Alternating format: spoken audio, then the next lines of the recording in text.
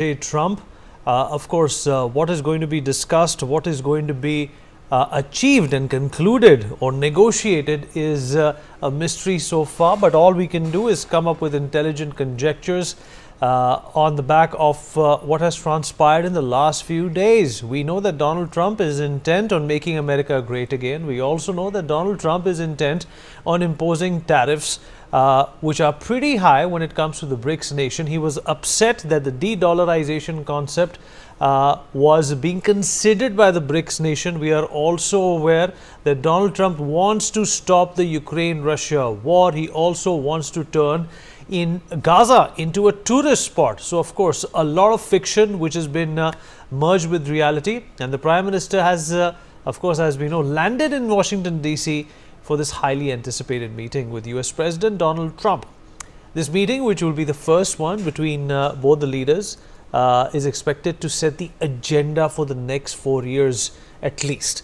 Prime Minister Modi will also meet Tesla and SpaceX CEO Elon Musk, who was very impressed with the Prime Minister the last time they had this meeting. Vivek Ramaswamy, who was part of Doge and resigned later on, will also be meeting with the Prime Minister. Mike Waltz is also in queue.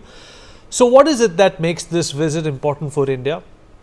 It obviously comes at the backdrop of Donald Trump's push to deport 20,000 illegal immigrants for India. While India has supported Trump's stance, the humane return of the deportees is something that will be on the agenda. Another important issue is trade after Trump has imposed tariffs on steel and aluminium imports. Donald Trump has also expressed his desire to sell defense equipment and products to India, which would be crucial for India's defense modernization. And let's also not forget that this comes as Trump administration is cracking down on US aid and also on George Soros and his network. Before this visit, the Prime Minister had met with the Director of National Intelligence, Tulsi Gabbard, and US Vice President J.D. Vance and discussed investments in nuclear energy and also artificial intelligence. So what can be expected from this big meet? What is going to be the conclusion? Is India going to hold its own like we have done for so long, or are there going to be some pain points? That's exactly what we're going to discuss with our guests for the next few hours. We'll in fact will be running up to that important meeting, which is going to be happening early morning on the 14th of Feb. Mr. Manga Anant Mula, politician, Republican Party, is joining us on the show. Ambassador Mahesh Sachdev, former diplomat, is also with us. Major General Rajan Kochar, defense expert, joins us on the show. Mr. Adrian Calamil, fellow at the Arabian Peninsula Institute, is with us on the broadcast as well. Dr. Sharad Kohli, senior economist, with us on the show. Professor Madhav Nalapat, editorial director of the Sunday Guardian, is joining us on this all-important discussion.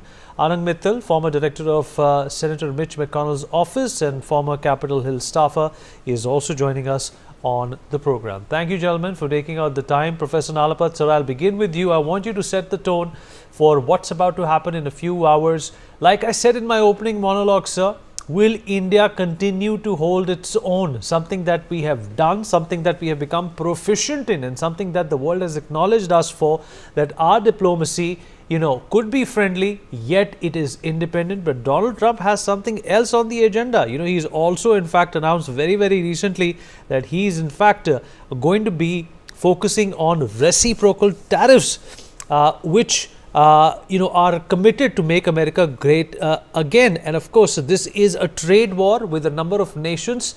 Will India also be, caught up in these tentacles? Look, Vineet, the fact is that the President of the United States has got a basket of issues that he has to tackle. He has to tackle the Ukraine issue. He has to tackle the issue of the US economy. And he has to tackle other matters which relate to the functioning of the White House and the presidency. And he's got a very strong test in 2026, because if he does badly in the intervening 1.5 years, then the Republicans are likely to lose control of both the Senate and the House. So that means he's going to be left with a lame duck administration for the final 2 years of his term.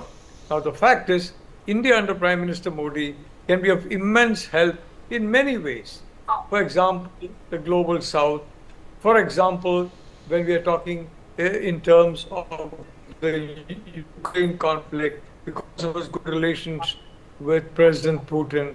There are many ways in which India can be helpful. And I think both Tulsi Gabbard as well as J.D. Vance, both of them are I mean, they have both met Prime Minister Modi and would have, to some extent, understood his mind and gauged his thinking. And they briefed President Trump on that.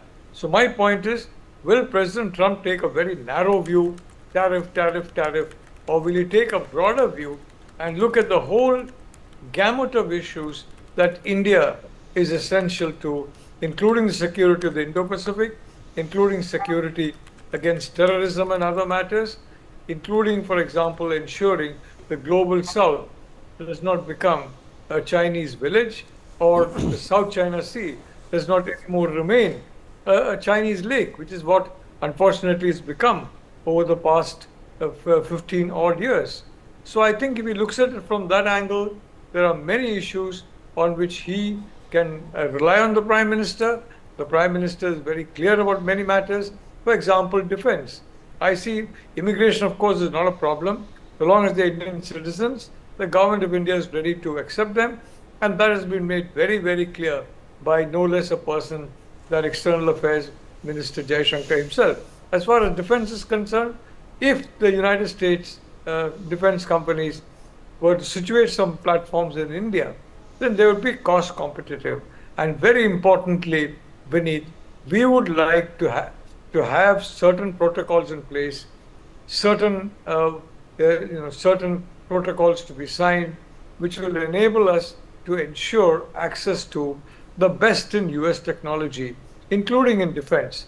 The Russians are going all out to offer us the top class technology, the Su-57. It's a 5th generation aircraft. The Americans have tepidly offered us a 4.5th generation aircraft.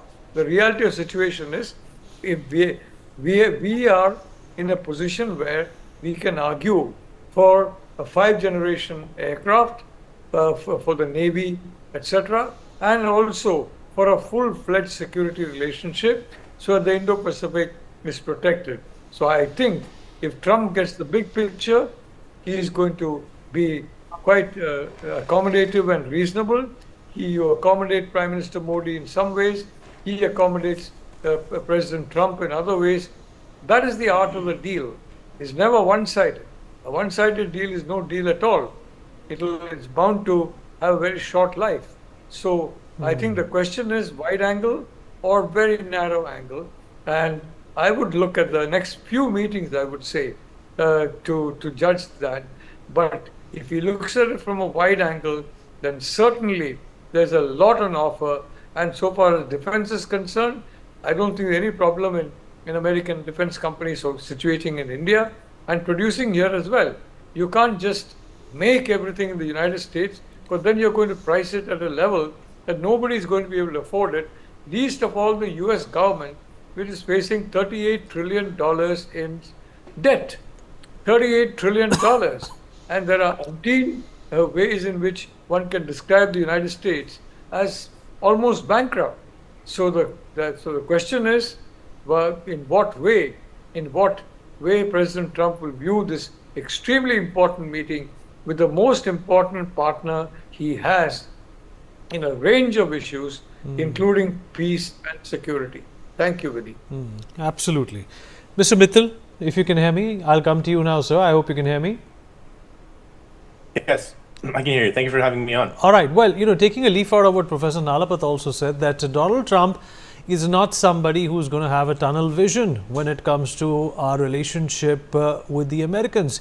He's obviously going to keep his own interest, the interest of the American people in mind. Of course, he's swearing by making America great again. We saw Elon Musk and J.D. Vance with those oversized hats in the White House just a few days ago, re-emphasizing the fact that America is a priority. But, making America a priority does not mean that India should not be one. Do you concur, sir? Yes, that's true. I mean, the U.S. and India partnership, it's not an alliance, but it's a partnership that has endured over the years through multiple administrations. We've had some bumps during the Biden administration, understandably, with the various things, the Adani case, the Pannu case, and generally the fact that the Biden admin was more on the left, and sort of did not like what they call the right-wing Indian government in general. But even then, there was a lot of friendship and amity. Prime Minister Modi was invited to a official state dinner. So I expect some of that amity to continue. Remember Howdy Modi from 2019, welcome Trump in Namaste Trump in 2020. So I expect a repeat of those kinds of shows of friendship and unity. I think on the tariff issue, it's going to be a continued bumpy road, but I think an accommodation is much more likely between India and the United States than other countries. Trump is not going to like BRICS because BRICS is really China. BRICS is really about those China and Russia, and so those are not friendly and favorable conditions for America when it comes to making America great again. Same thing with the BRICS currency. I don't think India is going to accept the BRICS currency either, honestly, because that's going to be something dominated by China. And so whatever bilateral relationships are going to happen, the talks that are going to happen today, they are mostly going to be, I agree, on defense and probably tariffs. But I don't think it's going to be as negative of a relationship as it has been with Canada and the U.S. or Mexico and the U.S. or even Europe and the U.S. Basically, every country that Trump feels is taking advantage of.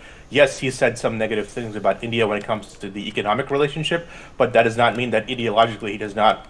He recognizes somebody in Prime Minister Modi who thinks like him, who's an independent thinker. He respects people who respect him and also people who care more about their country than they care about some vague notion of international ideology, friendship and global friendship and those kind of things, which he thinks is a suspect way of cheating America on different kinds of things.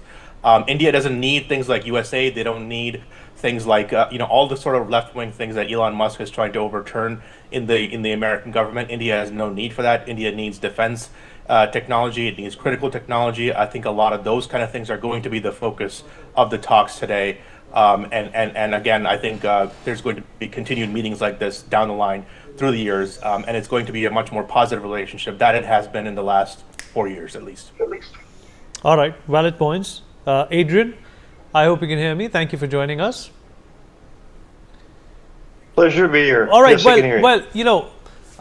it's important to understand what kind of a person Donald Trump is. Let's also put that into perspective, that he's an independent thinker. He does have a set of advisors, like every president and every leader does. But what has differentiated Donald Trump in terms of his presidential style, quote unquote, has been his independent thinking. And that's exactly something that India has also been known for, at least in the last 10 years, for our independent policy, regardless of what the world pressure or blocks may look like. Do you think this is perhaps creating or has created that conducive environment for, endless possibilities between these two nations?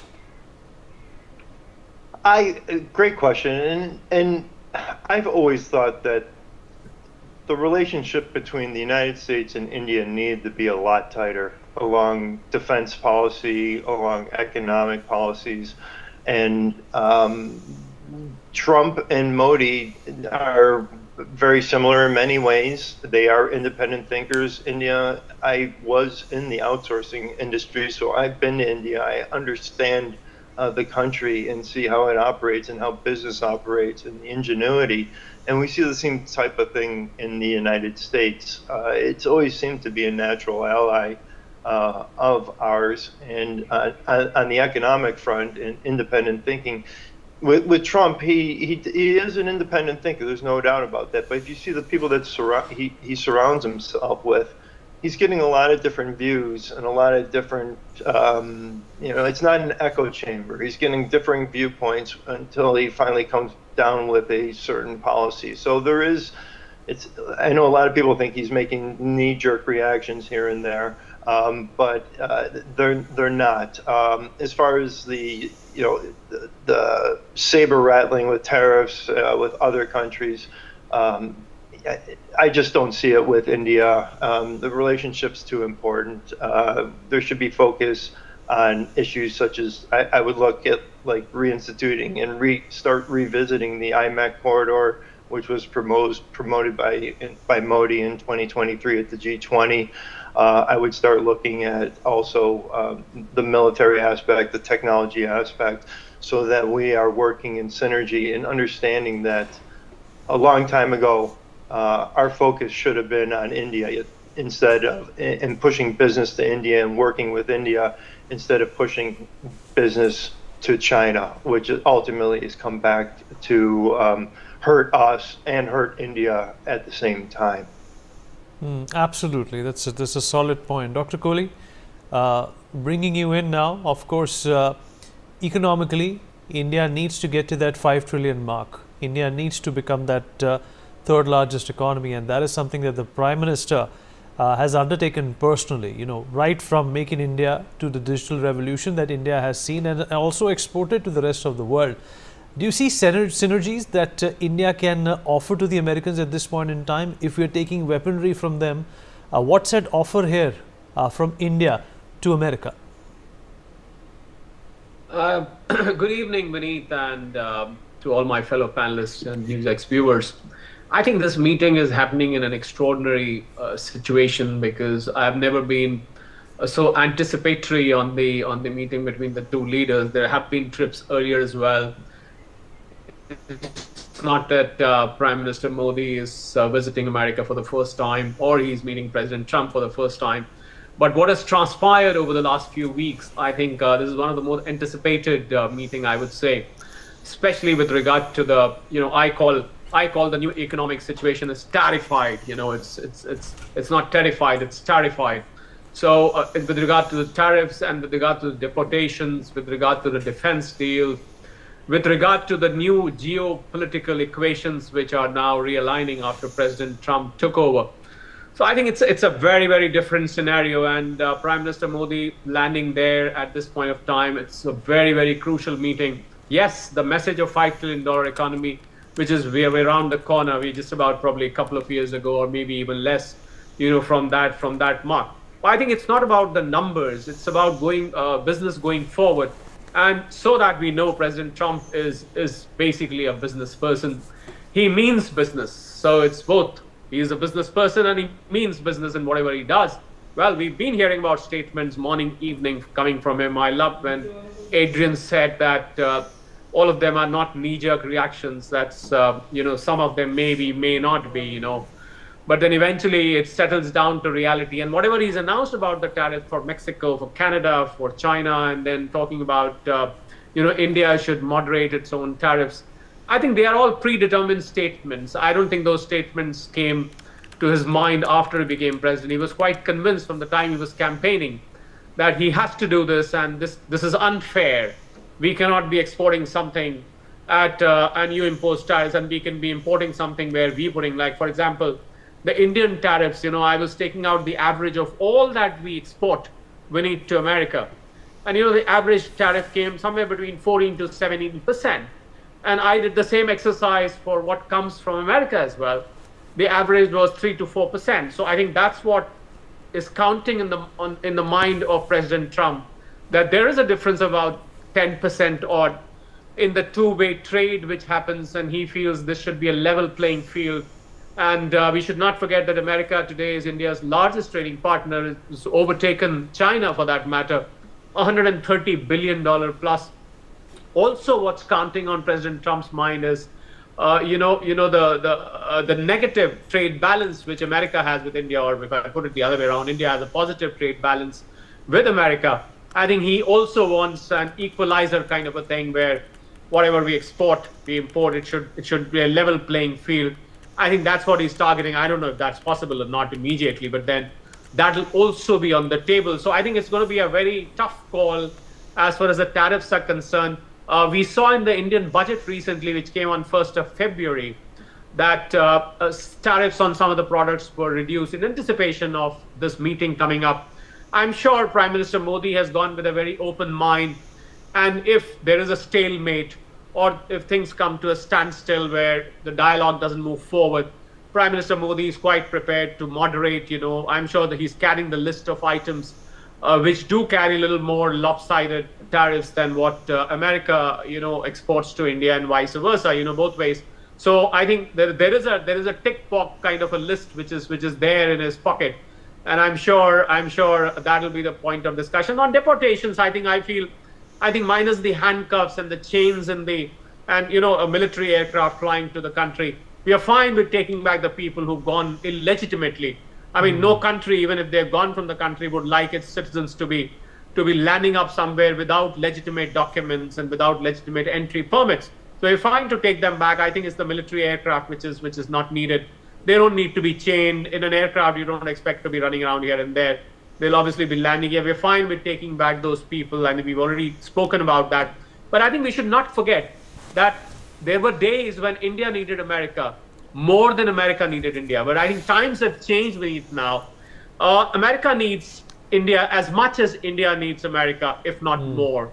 I think we are living in those times. So I'm sure President Trump, whatever dialogue that happens in a few hours from now, is going to be, around that thought process.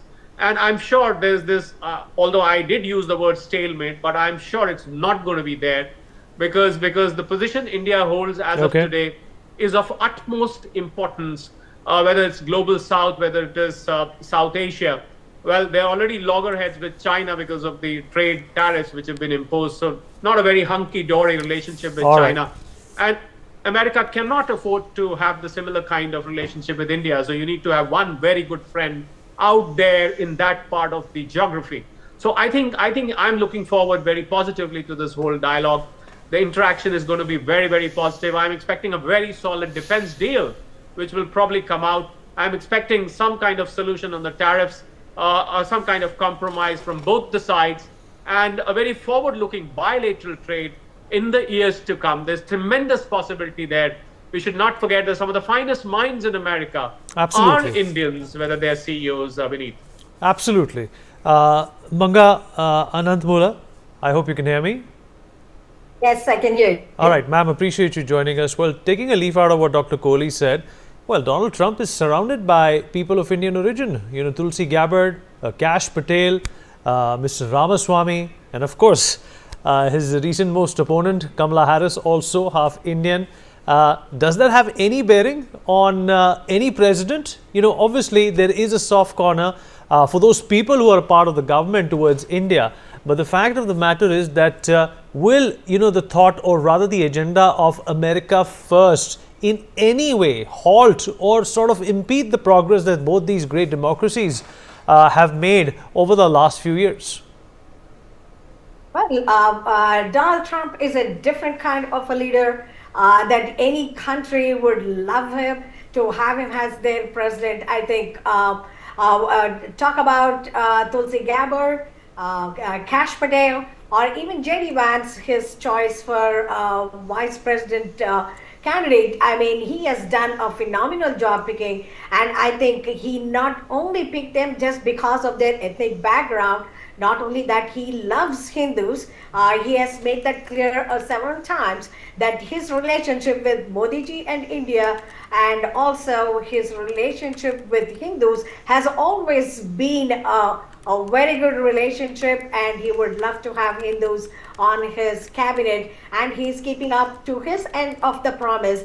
And I do not see anybody else making such tall promises and keeping them. But for Donald Trump, I don't think Tulsi Gabbard would have been the pick for national intelligence security, and Kash Patel for FBI. And they are just not good Hindu Americans. They are the real patriots of American society, and they have served in U.S. military. And that's the beauty of President Donald Trump bringing these folks on board. And he has excellent advisors now with Vivek Ramaswamy, Elon Musk, and there are several others who are good advisors on trade policies and on national issues and defense partnership with India. Probably they will have a dialogue about that too. I've been hearing that a little bit in the background. I can confirm, but I think that is the very high possibility that those dialogues will be happening. And also the tariffs are the real important reason why President Trump and Prime Minister Modi will have a great dialogue. Definitely, as most of the panelists said, US and China, that relationship is going nowhere. We are not in that happy marriage, and that's going to break, and it's almost broken. And there is definitely going to be better opportunities and chances for India to flourish and get a major portion of the economic ties that President Trump would love to have. And I think this is one of the best meetings I'm looking forward to because for me it's America first Trump and Bharat first Narendra Modi ji, and I think these are the two best democratic leaders, and I think let's hope for what we are going to get out of that meeting at 4 p.m. We are just all looking forward to. Probably they will have a happy marriage about the tariffs, as most panelists said, and there will be some give and there will be some take on both ends. But I think both will work out some good medium. And immigration policies is another thing that President Trump would want to bring up while Prime Minister Modi is there. Just not the illegal immigrants, and there are a lot of H1 issues that we have that we want to address, and probably that is one of the topic that Prime Minister Modi, I'm thinking he will definitely bring it up because that's a very hot topic back home for us also. So let's hope we'll have a lot more good news in another maybe 8 hours to come. So let's keep our fingers crossed and hope for the best. All right, fair enough. Ambassador Sachdev, so your thoughts on this important bilateral meet that is about to take place between these two great leaders. Well, Donald Trump says that if you're going to be imposing higher taxes on our products, then obviously we will do the same. And he says this is a fair way to trade. But every country has its own unique set of challenges, and thus some of these taxes are spelled out. Is it basically arm twisting other countries into submitting to a tax which perhaps may not be conducive to the internal economy of that particular country? How do you view this tug of war, and do you think that Donald Trump has to be consistent in terms of his expectations on these tariffs with every country? If they relent towards India like they did when it came to the S-400s, then of course the president himself will not be taken seriously. Well, no, this is for Ambassador Sachdev, ma'am. This is for Ambassador Sachdev. I apologize. Ambassador Sachdev, this is for you, sir. Thank you. I wanted to defer to Madam Manga. But anyway, I think you've raised a very important question, and let me begin by saying that internationally, this meeting makes a rather different context.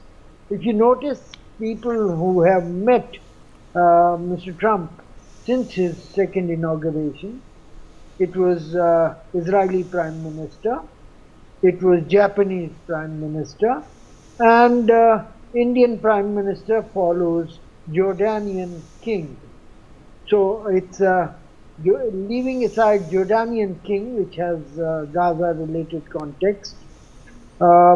It shows that there is certain gradation in those meetings. Friends are being called for first. No European PM or president or king has ever been invited so far.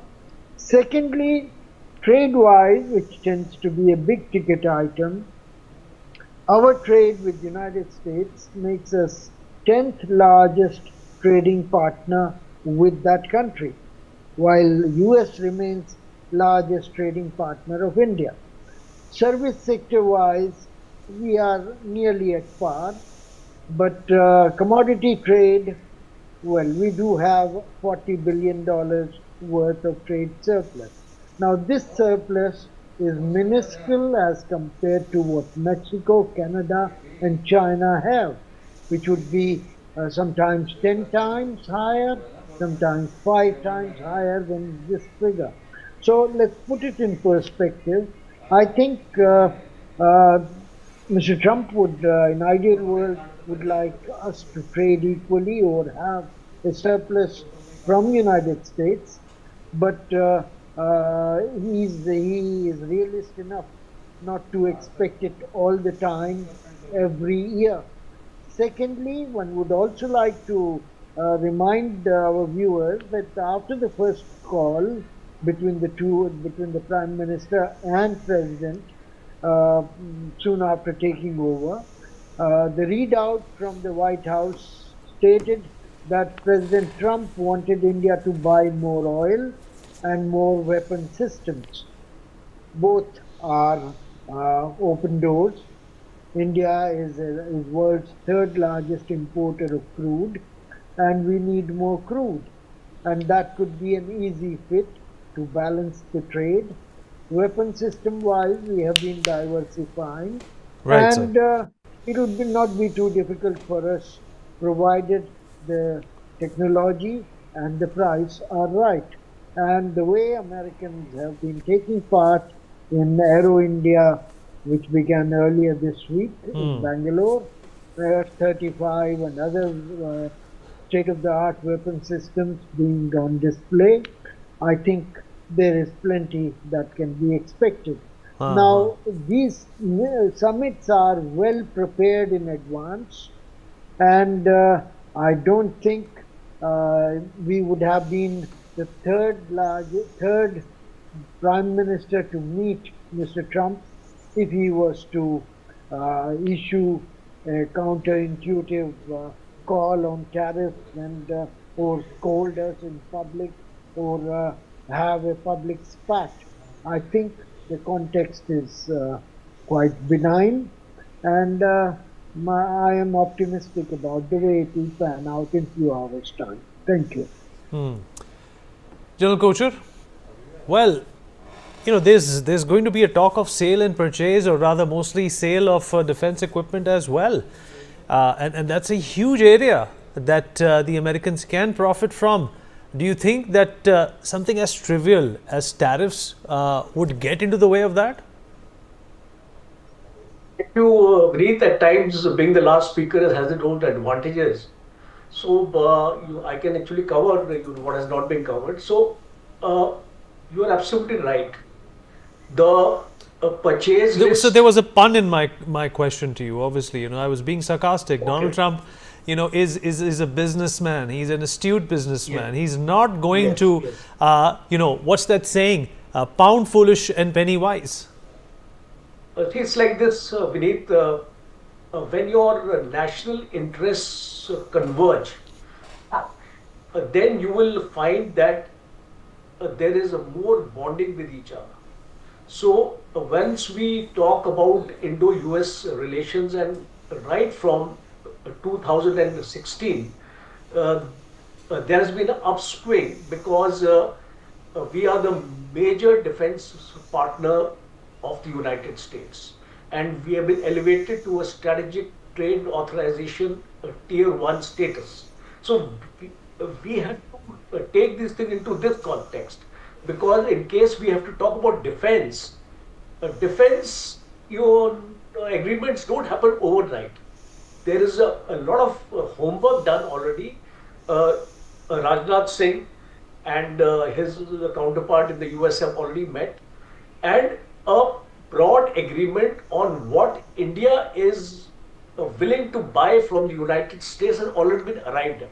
So the important areas are where these trials are already happening in India: the Striker combat vehicle, the Javelin missiles, anti-tank missiles. These trials are already taking place in India, and what my information is that these trials have been positive, accepted by the Indian Army.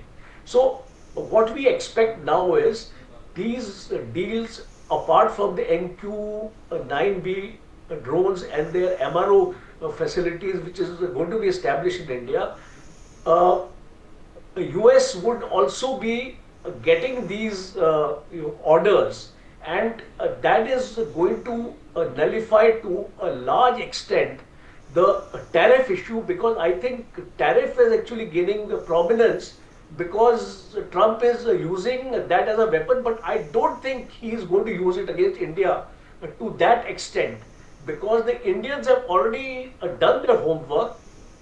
They have a list of more than 30 items which are going to be given to Trump, stating that we are reducing the tariff on these 30 plus items. So the starting point, if you start on a positive note, on negotiation, you will find the agreements also actually happening. So what we are looking for right now is that energy trade in terms of medium and small moderate nuclear reactors for our power plants, because the US has already taken out 3 of our organizations from the banned list. So it is now going to fructify in an agreement on the energy sector. We talked about crude oil, that is on the anvil. We talked about the tariff also, it is on the anvil, and the defense. And most important I would like to talk about is our fighter aircraft, the 5th or the 6th generation F-35 aircraft, because United States is keen that India buys this aircraft. That is why in the Aero Show, this aircraft was demonstrated along with the Su-57. And what reports I am getting after the Aero Show is that it's a very, very versatile aircraft. Air Force is absolutely, will not have any objection in actually buying it. And when we have listened to the Air Chief on our desperate need to make up the deficiencies of our 12 squadrons, I think, this is my personal assessment, I think at least 2 squadrons for F-35 should be on the anvil. We can still go to Su-57 and also get 2 squadrons from Russia. So that will actually give us a balance. And this balance is required because if we have to make up this deficiency, we can't wait for 40 years. And considering the way the adversaries are arming themselves with technology, I think this would be there. And my last point is on transfer of technology, because this is one gray area with the United States. In spite of the ISET, I think the ISET will have to be reviewed, because the ISET has not been followed in letter and spirit by the United States so far. The jet engines G404 and 414, we are still to get the consignments into India, and our Tejas project has been delayed. So I think this would be one area which will be stressed by Prime Minister Modi here. We have to push this thing through, especially the transfer of technology, because France is ready to give, Russia is ready to give. So why not the United States? Right, you're So absolutely right, sir. And that has been a pain point, hasn't it been, Professor Nalapat, for India? But the fact of the matter is that let's also look at some of the things that Trump has said before his election as the president about India and about the problems that he thinks that need to be addressed. He also called India, Professor Nalapat, a very big abuser on trade. His top economic advisor, Kevin Hassett, singled out a country, which is India, as having enormously high tariffs in an interview to CNBC. In fact, last month only, Donald Trump called India, Brazil and China as countries that mean us harm. Obviously, there is a problem there. Do you think the Prime Minister is going to be able to grab the bull by the horns and make Donald Trump see the light at the end of this tunnel? Look, Vineet, I'll tell you why I'm optimistic. There is a difference between China and India. I don't know if the economic advisor whom you talked about understands it, but certainly President Trump does. And may I point out that he has, look at the way he has dismantled USAID. Look at what USAID has been doing in India, promoting civil strife, creating mischief. All kinds of activities have been promoted by USAID, and that is being dismantled. I mean, it can be refashioned, but it's being dismantled. I think that's a plus for India. Now, look at Bangladesh, look at Pakistan.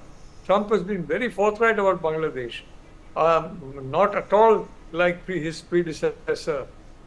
He is very forthright about Pakistan. He doesn't share the belief in Pakistan's government that the IMF chief seems to have, for example. So I think these are examples that show he is correctly aligned on geopolitics in a very, very sharp way. And secondly, Vineet, I can tell you that his prescription of drill, baby, drill, oil, shale oil, whatever, that's fine in the short run. But in the long run, it will not work. And fusion energy, for example, will be a magic wand. If you unlock fusion energy through technology utilizing thorium, you are getting limitless, almost limitless power at a very low cost. India and the United States can collaborate to ensure that we together outpace the Chinese. The Chinese are making a desperate effort to catch up on fusion technology and surpass the U.S. Some reports say that they have already done so. Look at, for example, artificial intelligence. The Chinese are again making a desperate effort. And they're not making a desperate effort with good intentions.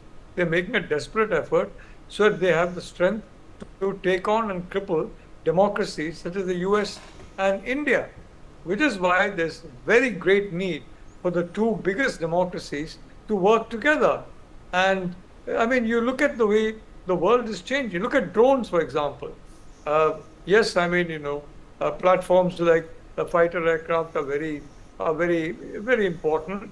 And certainly at the air show, a lot of them were featured. But increasingly now, we are relying on drones. And in that situation, the high technology drones, again, it's a field where the Chinese are working night and day. Now, they talk about some, AI system, some open thing, which they say they develop $5 million. What they hide is the fact they spend more than $20 billion stealing technologies from the US in order to ensure the building of that particular model. So essentially, that 5 million is the tip of the iceberg of the actual expenditure incurred by China. Now, I think AI is a very important field. Fusion energy is a very, very important field. Drones are a very important field. And India is totally with President Trump on the control of illegals, provided they are Indian citizens. That's a very, very, very, very rational and reasonable stand. And may I point out, IMEC, the India-Europe corridor, which was Prime Minister Modi's idea, it's a very important way of destroying the Belt and Road Initiative. Trump is, of course, dismantling it in his own way. Panama is the latest country to withdraw from the Belt and Road. But look at the IMEC. It's an ideal way in which it can be dismantled.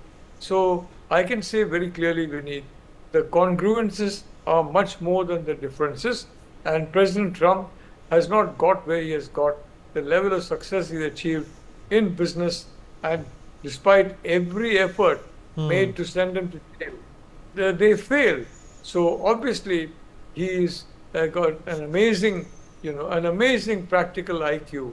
So I would like to say, Vineet, I am optimistic about our relationship because we both need each other in this situation to take on the threat facing both of us, which is the rapid, progress made by China in technologies that can be highly destructive to the democracies and highly constructive if democracies have them.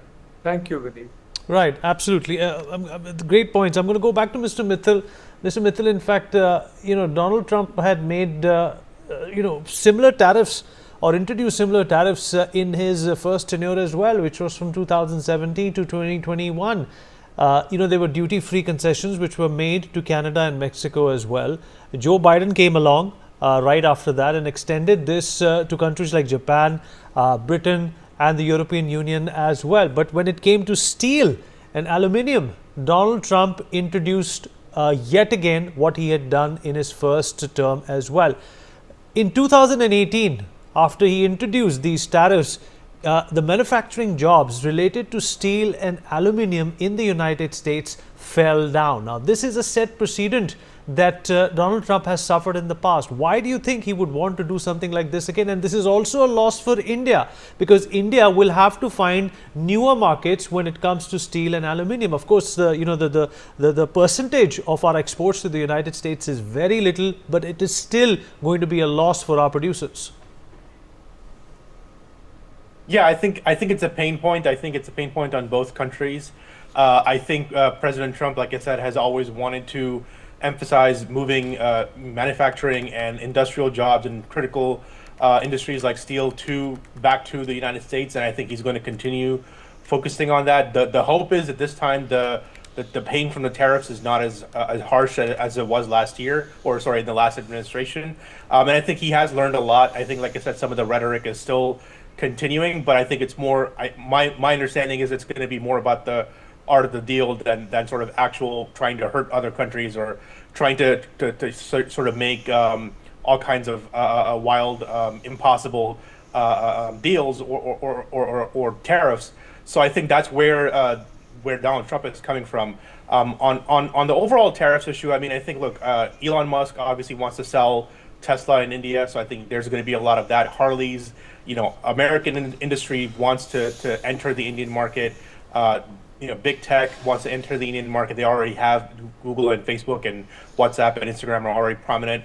They want to continue dominating that market. They want the billion, Indian users who are going to be coming into, who are going to be using, mobile phones and American technology. They want that continued. They don't want the Great Firewall of China. So I think there's going to be a lot of give and take on both sides when it comes to tariffs and critical technologies. And I think, like I said, most likely on things like steel and manufacturing, there's going to be some continued bumps along the road, but they're going to be much more solvable than they are for countries like China, where they produce millions of tons of steel that goes rotting in Chinese storehouses because the government, the Communist Party mandates that steel has to be produced for China. So that kind of action isn't going to happen on the American or the Indian side. Absolutely. And Adrian, but there is an elephant in the room, or should I call it the big dragon in the room that America needs to tame, and it's only possible, if you're gonna feed the lion, which is India, or the tiger, and that is something that Donald Trump definitely recognizes. There is a balancing act that Donald Trump wishes to in fact initiate. He feels that previous Democratic governments, including the one that President Obama ran for 8 years, were heavily lopsided towards benefiting China, and that has in turn created problems for America. They need to fix that. They need to correct that, and without India, it's not possible. Absolutely. And the most important thing about these meetings is that the decisions that are being made, and when they go through the decisions that are being made, that they're not, once you make that decision or you put pressure here, it's not pushing you into the arms of an adversary. It's not pushing you in the arms of the Islamic Republic of Iran for something. It's not pushing you in the arms of Russia. It's not pushing you in the arms of China. It needs to be a situation where there is a level of understanding that we need to work together, because there is a world order right now that is collaborating, working on all fronts against the world's largest democracy, which is India, as well as the United States. And India is the counterbalance to China in the region on many levels, and we need to decouple our relationship from China as much as possible and start shifting that to India. This is something that should have been done a long time ago. But the Democrat presidencies that we've seen have had a tendency since, I'll go back to the Obama administration, of tilting regions such as the Middle East in the wrong direction, tilting the Indo-Pacific in the wrong direction, instead of strong policies that help India and that are mutually beneficial, that help India push back against China and don't push India into the arms of China or into the arms of Russia, where they're we look at the oil consumption and the tariffs put on Russia and oil. India is going to work under its best interest and import that oil because they're selling it so cheap. But there's a way around that. Drill, baby, drill was mentioned. Make U.S. oil a resource. Make U.S. oil a resource. Work together, not against each other. Absolutely. Great points, Adrian. In fact, we've completely run out of time. I just want to get a quick 20-second reaction from Dr. Kohli as well. Dr. Kohli, there have been some concessions made when it comes to Tesla, when it comes to Harley-Davidson bikes, when it comes to Apple components. And these are, of course, cuts which seem to be accommodating Donald Trump's stance. But the finance minister went on to say that these were done independently. These were done to boost India's economy and to increase consumption. 20-second reaction from you on that, Dr. Kohli, then we take a break. Well, absolutely, Vineet. We could afford to do it on those products, but I picked up an example of an agricultural product. Now, India being predominantly an agriculture economy, we cannot afford to allow agriculture products to be freely flowing into the country. So we have to be protective. I think this is what President Trump needs to understand. A very important and a quick point, Vineet, is I think President Trump will have to look at the US inflation numbers while imposing these tariffs, because we already saw last evening the numbers shooting up. And if these tariffs keep happening, I'm sure there's going to be a problem with the American economy, which has barely been able to come out of the inflation bubble, I would say, which was there for ever since COVID for various reasons. So I think President Trump will have to balance things out, in terms of the domestic economy as well. All right. Appreciate everybody who joined us. Thank you so much. Our rolling coverage towards this important meeting is going to continue. We'll be right back after these short messages.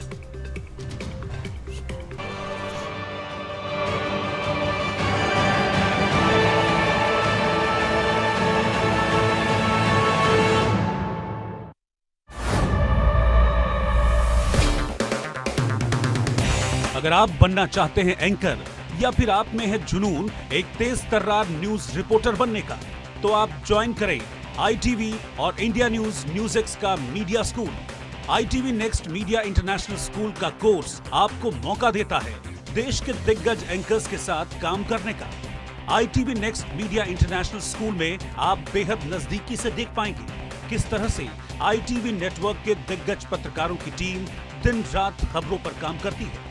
इस course के दौरान आप सीखेंगे anchoring की एक एक बारीकी उन एंकर्स के साथ जो देश को रखते हैं हर खबर से बाखबर।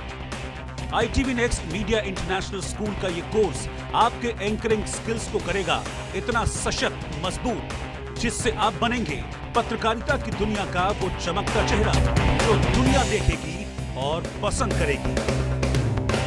खाने में कोई स्वाद नहीं है। अरे किफायती लाल सस्ते वाले दाल मसाले स्वाद हुआ बेकार। इधर कीमती लाल को देखो खाना बना कमाल। MDH की हल्दी मिर्ची धनिया करे कमाल। ये रंग दे, ये खुशबू दे, ये तीखा, ये कम पड़े। क्या निराला MDH मसाला।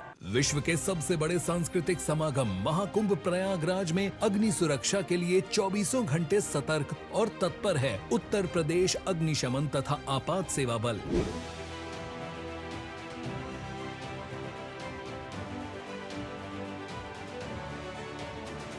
आप भी रहें जागरूक। कुकिंग गैस में अच्छी गुणवत्ता वाले एलपीजी पाइप और रेगुलेटर का प्रयोग करें। रसोई घर का निर्माण टीन शेड में करें। उपयोग के बाद रेगुलेटर नॉब से गैस सप्लाई बंद करें। एलपीजी गैस की गंध आने पर तुरंत रेगुलेटर व गैस स्टोव बंद करें। टेंट में एलपीजी गैस और ज्वलनशील पदार्थ का उपयोग न करें। शिविरों में मानक के अनुरूप बिजली के कार्य कराएं। उच्च रेटिंग वाले एमसीबी ESCB का प्रयोग करें। सर्किट, बल्ब, ट्यूबलाइट के मध्य कम से कम 15 सेंटीमीटर की दूरी सुनिश्चित करें। अपना कर यह आसान उपाय महाकुंभ को बनाए सुरक्षा का पर्याय। स्वच्छ, सुरक्षित एवं सुव्यवस्थित महाकुंभ 2025 प्रयागराज। MDH का किचन किंग किचन में हो तो हम सब कुछ बना सकते हैं। बैंगन का भरता, आलू गोभी, भिंडी मसाला और भी बहुत कुछ। MDH From the banks of the holy Ganga, where millions gather in devotion, the spectacle of spirituality MDH की देगी मिर्च, देगी मिर्च का तड़का, अंग अंग फड़का। MDH की देगी मिर्च। अगर आप बनना चाहते हैं एंकर या फिर आप में है जुनून एक तेज तर्रार न्यूज रिपोर्टर बनने का, तो आप ज्वाइन करें ITV और इंडिया NewsX का media school. ITV next media international school का कोर्स आपको मौका देता है देश के दिग्गज एंकर्स के साथ काम करने का। ITV next media international school में आप बेहद नजदीकी से देख पाएंगे किस तरह से ITV नेटवर्क के दिग्गज पत्रकारों की टीम दिन रात खबरों पर काम करती है। इस कोर्स के दौरान आप सीखेंगे एंकरिंग की एक एक बारीकी उन एंकर्स के साथ जो देश को रखते हैं हर खबर से बाखबर। ITV next media international school का ये कोर्स आपके एंकरिंग स्किल्स को करेगा इतना सशक्त, मजबूत, जिससे आप बनेंगे पत्रकारिता की दुनिया का वो चमकता चेहरा जो दुनिया देखेगी और पसंद करेगी। खाने में कुछ स्वाद नहीं है। अरे किफायती लाल सस्ते वाले दाल मसाले स्वाद हुआ बेकार। इधर कीमती लाल को देखो खाना बना कमाल। MDH की हल्दी मिर्ची धनिया करे कमाल। ये रंग दे, ये खुशबू दे, ये तीखा, ये कम पड़े। क्या निराला MDH masala.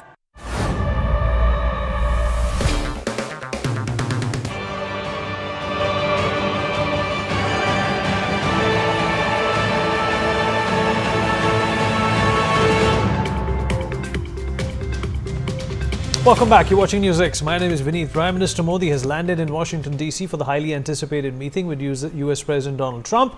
The meeting, which will be the first one between both the leaders since his inauguration, is expected to set the agenda for the Indo-U.S. relationship for the next 4 years, perhaps. Prime Minister Modi will also meet Tesla and SpaceX CEO Elon Musk, Vivek Ramaswamy and Mike Waltz. So what is it that makes this visit important for India? It obviously comes at the backdrop of Donald Trump's push to deport 20,000 illegal Indians. While India has supported Trump's stance, the return of the deportees is on the agenda as well, and especially the treatment that has been meted out to them. Another important issue is trade. After Trump imposed tariffs on steel and aluminium imports, Donald Trump has also expressed his desire to sell defense products to India, which will be crucial for India's defense modernization push. Let's not forget that this also comes as Trump administration is cracking down on US aid and also on George Soros and his network. Before this visit, the Prime Minister has met with Director of National Intelligence Tulsi Gabbard and US Vice President J.D. Vance and discussed investments in nuclear energy and also artificial intelligence. So what can India expect from the Modi-Trump meeting, and what fresh synergy we will witness between the two leaders? It's going to be an important discussion, one that will set the agenda for the next few years. Well, we'll talk about this with our guest. Joining us on the broadcast is Daniel Boardman, journalist. Also with us on the show is Major General Dr. S.B. Asthana, strategic analyst. Ambassador Funchok Stobdan, former diplomat, also with us on the show. We have Amjad Ayub Mirza, foreign affairs expert, joining us on the program. Pramit Pal Chaudhary, senior journalist, with us on the show as well. Ravi Karkara, co-founder, the AI for Food Global Initiative and author of AI for Food Movement USA, is also joining us on the show. Thank you everyone for being a part of this conversation. Daniel, I'll begin with you. Thank you for joining us. I hope you can hear me. Yep. All right. Well, India wants the fair treatment of its deportees. Of course, just because they're illegal immigrants does not mean they can be shackled. Secondly, India also wants the Americans to realize that we are your partners. We are your partners against China. We are your partners when it comes to making America great again. Donald Trump believes in fair trade. He also feels that tariffs which are imposed by other countries, including the BRICS nations, is something that he will not stand for, and yet he wants to sell us defense equipment. There seems to be overlapping of interests over here. What do you think is going to happen at this meeting?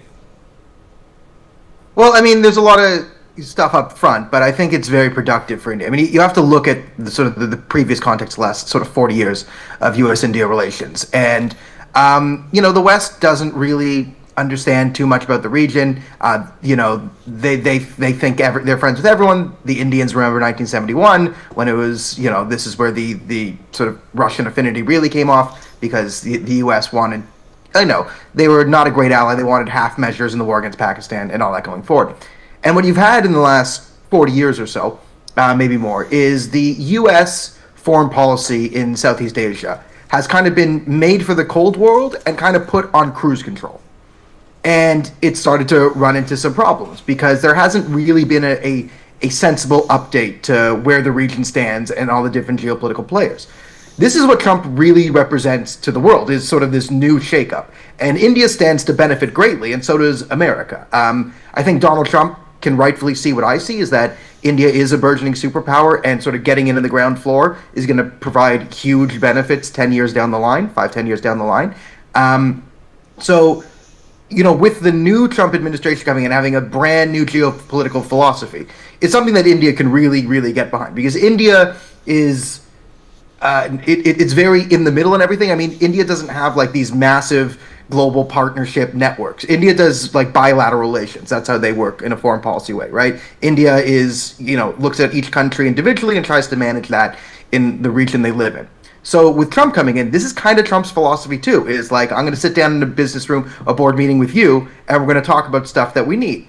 So, I mean, India, like, okay, don't shackle the illegals coming back on the plane. Okay, fine. Is this a violation of human rights? No, guys, there's like 8 billion things more important, but the Indian media got carried away with it last week. Okay, so fine. When you deport illegals, make it look a bit nicer. Okay, that's an easy fix. But what it really comes down to is trade, okay? India wants U.S. weapons, because every reasonable country wants U.S. weapons.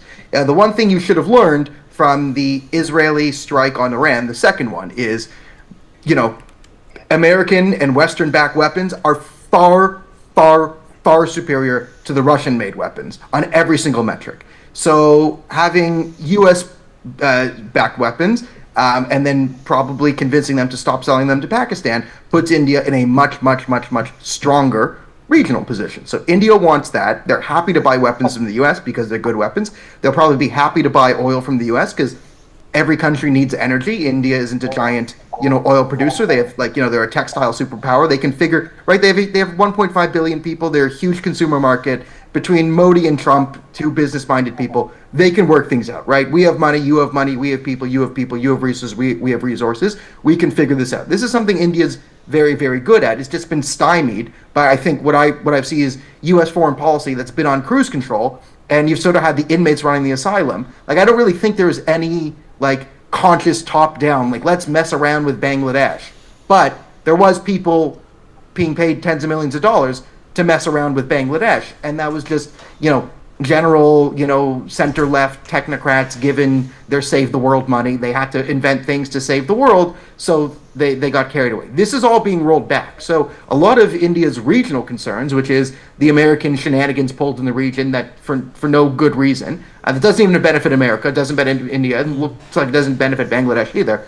Extrapolate that out further. Right. With Trump sort of shutting this down, and coming in with a much more India mindset of, all right, let's talk one-on-one. You got this, I got this. Let's make deals and do business. This is where India thrives.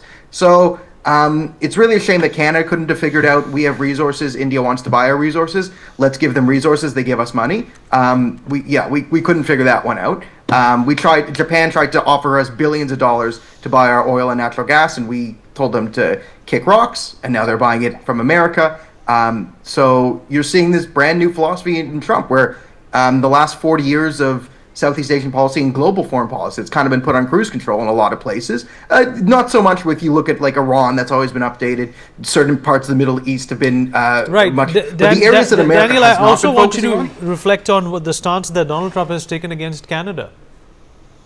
What do you make of Yeah, that? I mean, what do you think of that? I mean, there's a lot of bluster. I mean, Canada's not going to become the 51st turn state. it into the but- 51st stage, and Elon Musk constantly tweeting against your prime minister. Is that a sour point? Yeah, I mean, the Canadian Liberal Party has gone very anti-Trump over the last few years, and they sort of antagonized him and had no plan for what would happen if Republicans ever became president. Like, they had no plan for what would happen if a Republican ever came back into office. It was insane. And Canada is, again, we're a human trafficking fentanyl economy. We're not a resource economy anymore. One of our provinces, British Columbia, basically hands out free opium to children, to anyone who wants. It's flooding the market with free opium. It's, in my view, British Columbia's existence is as dangerous as a nuclear bomb fallout. We just don't see the giant mushroom cloud. But every day that British Columbia is just allowed to hand out opium for free is causing this massive opium addiction glut in the market, because free opium and then siphoned opium is just flooding the market. It's insane. We're not even selling drugs. We're not even selling them. We're just giving them out for free. It's an absolutely insane thing. If we were at least profiting, but all this type of stuff is, it's aggravating Trump. I think you're going to start to see if there's security cooperations between India and America, and there's some reevaluation of how the West been messing around with this whole Khalistan thing. You could see, I don't think Donald Trump has any particular affinity for the Khalistan movement. I don't even think he understands what it is. But if the Indians just say, here's what it is, it's kind of terrorist. Pakistan, we'll buy lentils or something, and do you really think so, down Daniel? Khalistan. Do you really think so? Donald Trump has no clue about Khalistan and the Khalistani elements. He's spoken about the atrocities against Hindus in Bangladesh. So obviously, he's keeping an eye out. Yeah, I mean, listen, I do think he has something. I think he's keeping an eye on it. I think he has good people around him. And I think I know some of the people who are listen, Donald Trump's the type of guy, if you can bring something to his attention, you could say, here's mobs of Islamists murdering Hindus. And he can actually see it. Like, he's special in the sense that he can watch a video of someone stating their motivations clearly. Like, I'm committing mass murder because these are my ideological motivations. Donald Trump is the type of guy who could say, yes, this is why he's doing it. Like, I always say, when it comes to Israel-Palestine, there's two different types of people. There's a group called Palestinian Islamic Jihad, and they're a terrorist organization. There's people who look at Palestinian Islamic Jihad and say, these might be a group of Palestinians interested in doing Islamic Jihad. That's a Trump type. And then there's people who look at that group and go, well, it's more complicated, maybe, but there's, right? So most of Western foreign policy has been group two. Donald Trump has sort of group one thinking of. He can look at something. So if Modi and the Indian government in a room can bring to him, hey, this is our problem with the Khalistan movement. Here's who these people are. Here's them saying all these crazy things. Here's a business. Because the Khalistan movement, right, in Canada, it's insane. They can provide a couple $100,000 to political parties here and there, and you can, get some money in that. But other than that, they have no value, right? If you were to get rid of the Khalistan movement, and then do deals with India, like our trade could go from 5 billion to 10 billion to 15 billion to 20 billion. That's real value. Like, India as a country has value to do business with. Khalistan as a fictional concept has none. Negative value, you can even argue. So if someone reasonable and competent in the Indian government can bring this issue up during negotiations, there's no reason why Trump would say, oh no, we really need, Panoon running around threatening to blow up airplanes. That's a big part of my foreign policy. I don't think Donald Trump's going to be like, oh yeah, we need that lunatic to keep doing that. Okay. All right. Okay. All right. Great points, Daniel. Stay with us. Let me, in fact, also rope in Ambassador Stobdan into this conversation. Ambassador Stobdan, I hope you can hear me, sir. Yes, sir. All right. Well, diplomacy is not a big forte for Donald Trump. He likes to carry his heart on his sleeve. That means he's going to say what's on his mind. And he's already done that. He wants to trade with India, but at his own terms. So far, India has been able to pull off, its own demands while Joe Biden was around. Do you think that atmosphere is going to continue under this new and revived jingoistic a philosophy that Donald Trump has come back with? No, so far I haven't noticed anything negative from Donald Trump, specifically on India. There are general things, as you said, about the immigration and the tariff and other things, but it is not India specific. He has made it quite an open thing. So I don't know, but my concern is that why India had to rush through this visit within 25 days. But I'm sure that is where the diplomacy comes in. There must have been some compulsion, some serious homework must have been done. And it may not be necessarily about bilateral issues alone. There must be some big picture agenda, I'm sure you're going to discuss Ukraine, Russia peace, or Middle East, and many other issues. So just hold on to that thought. Those are live visuals coming in, folks. The Prime Minister is in conversation with Mike Waltz, the National Security Advisor. And this is one of the first meetings that the Prime Minister is having. As you can see, both the individuals beaming there.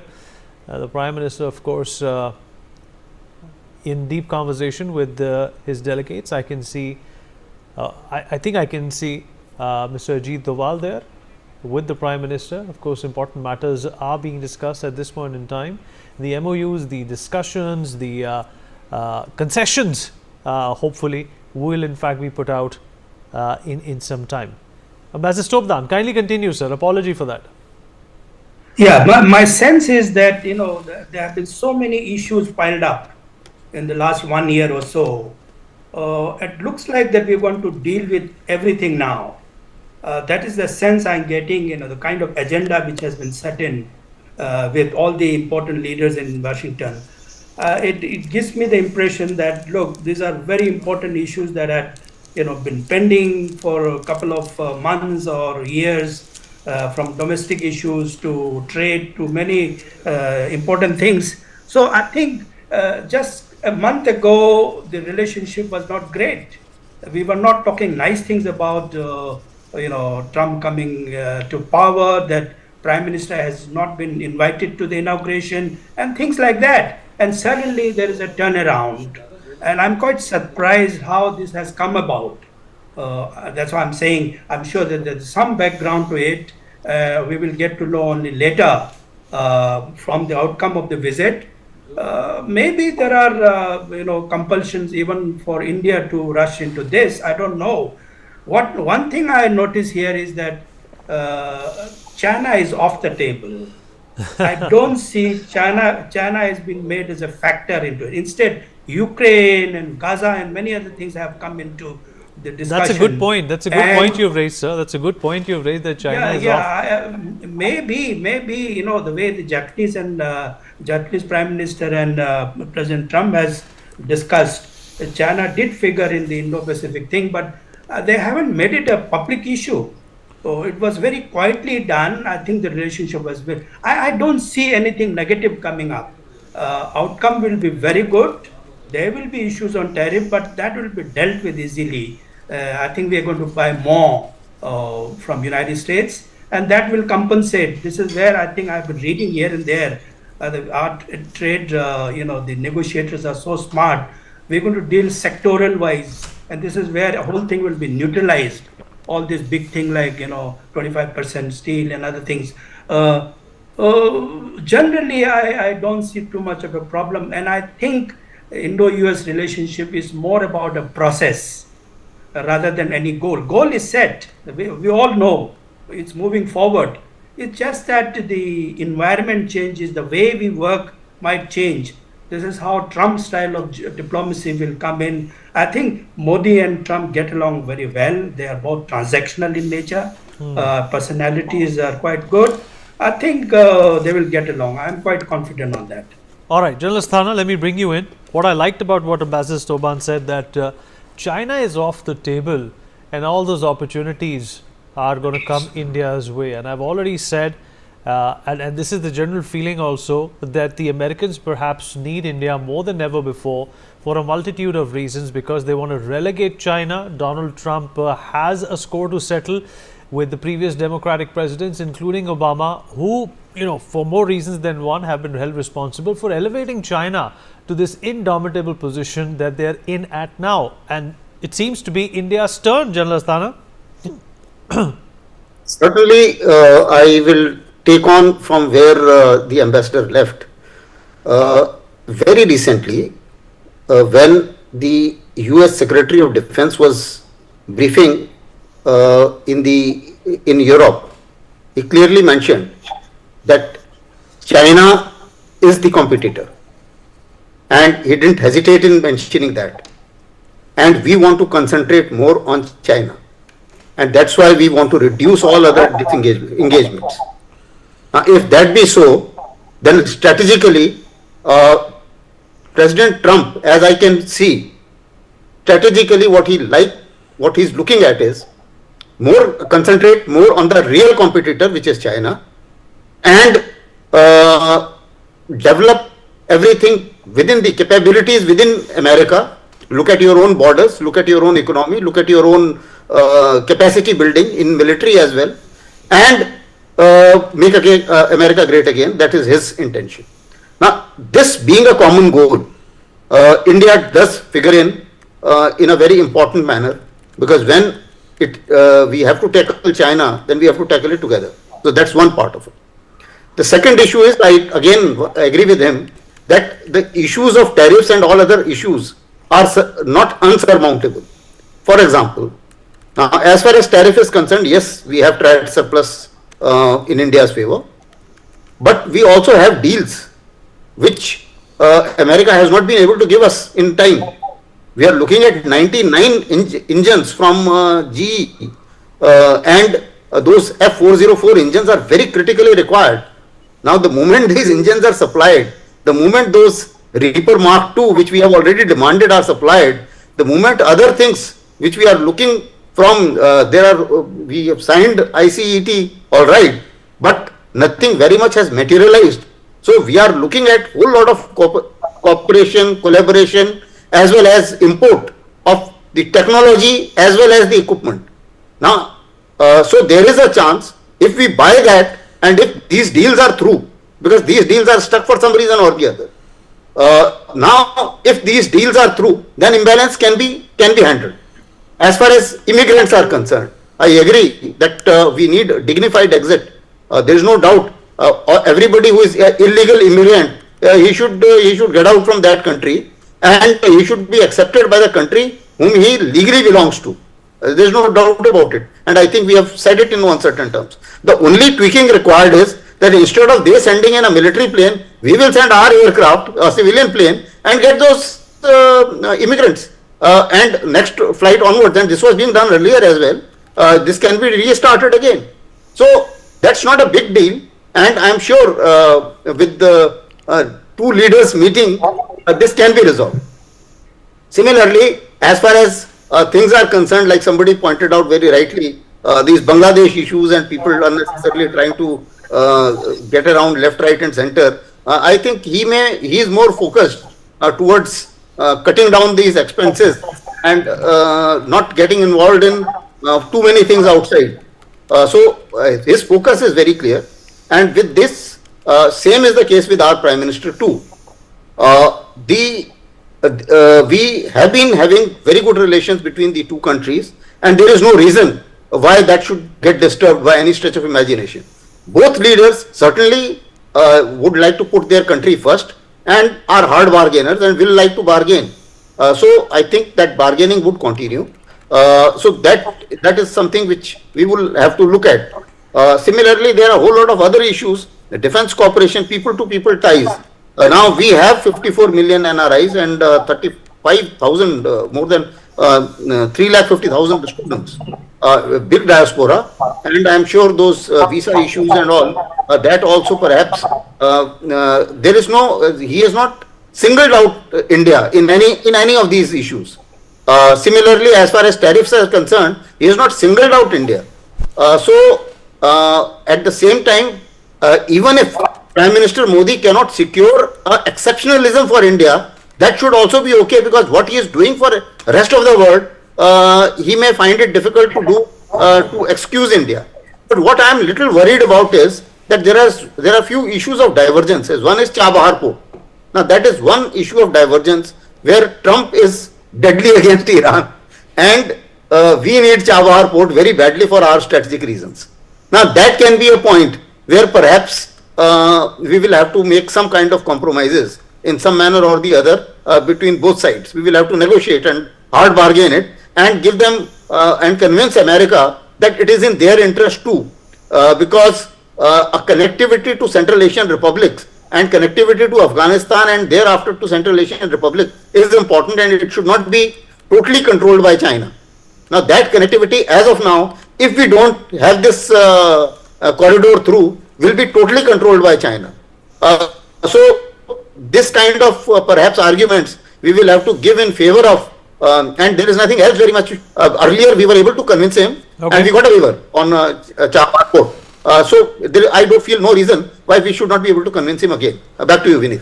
All right, okay. Let's also open Mr. Amjad Ayub Mirza, Foreign Affairs expert. Mr. Mirza, I hope you can hear me, sir. Mr. Mirza, are you there with us? All right, please unmute yourself, sir. I'm trying to, but seems okay. There you are. I can hear you now, sir. All right. Well, General Asthana did say that India has not been singled out, but Donald Trump has targeted BRICS.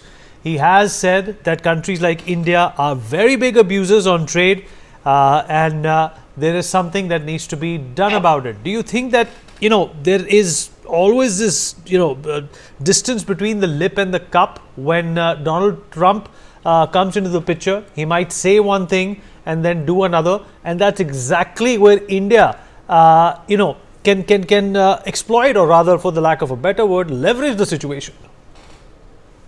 Well, thank you very much. I think that Donald Trump has got this impulsive trait in him.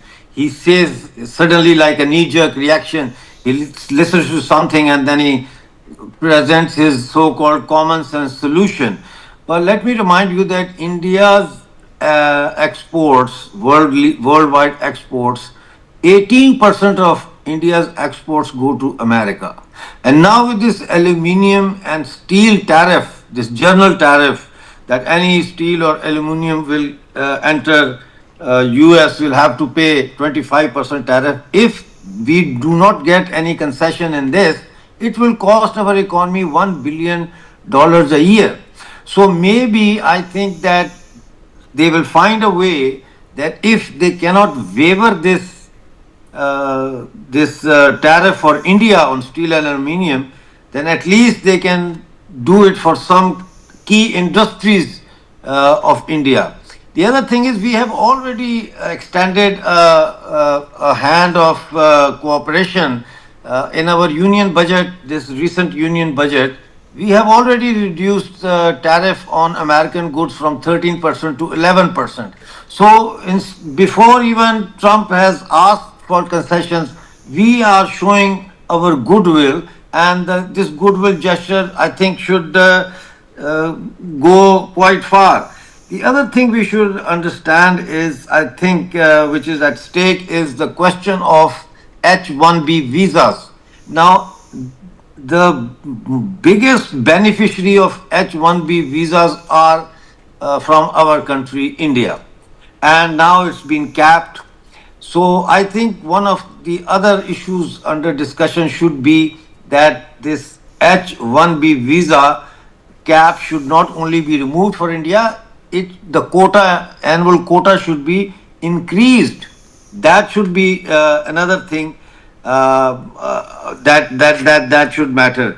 Now, globally speaking, I think Donald Trump's claim about taking Canada back and developing Gaza as a property plot into a Riviera and, into a new Las Vegas in the central Middle East. These things have got political implications, and I would like to refer to what Daniel Boardman was mentioning in his contribution, that the Jordanian and the Egyptian and the Palestinian, they are still in the Cold War cruise control mode.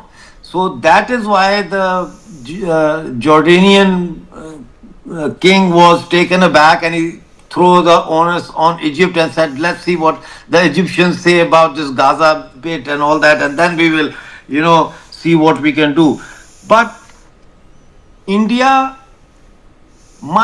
we can say that India needs America, but I think America needs India more than India needs America. And the reason is simple. It is about India-U.S. global and strategic partnership. This meeting is going to lay the foundation for a comprehensive U.S. and India global strategic partnership. Without even mentioning China, it becomes a big threat for China, for Chinese economic expansionism and Chinese, military threat or whatever. Now, India has a very straightforward foreign policy, and that foreign policy is that we do not side with either country if two countries are involved in war.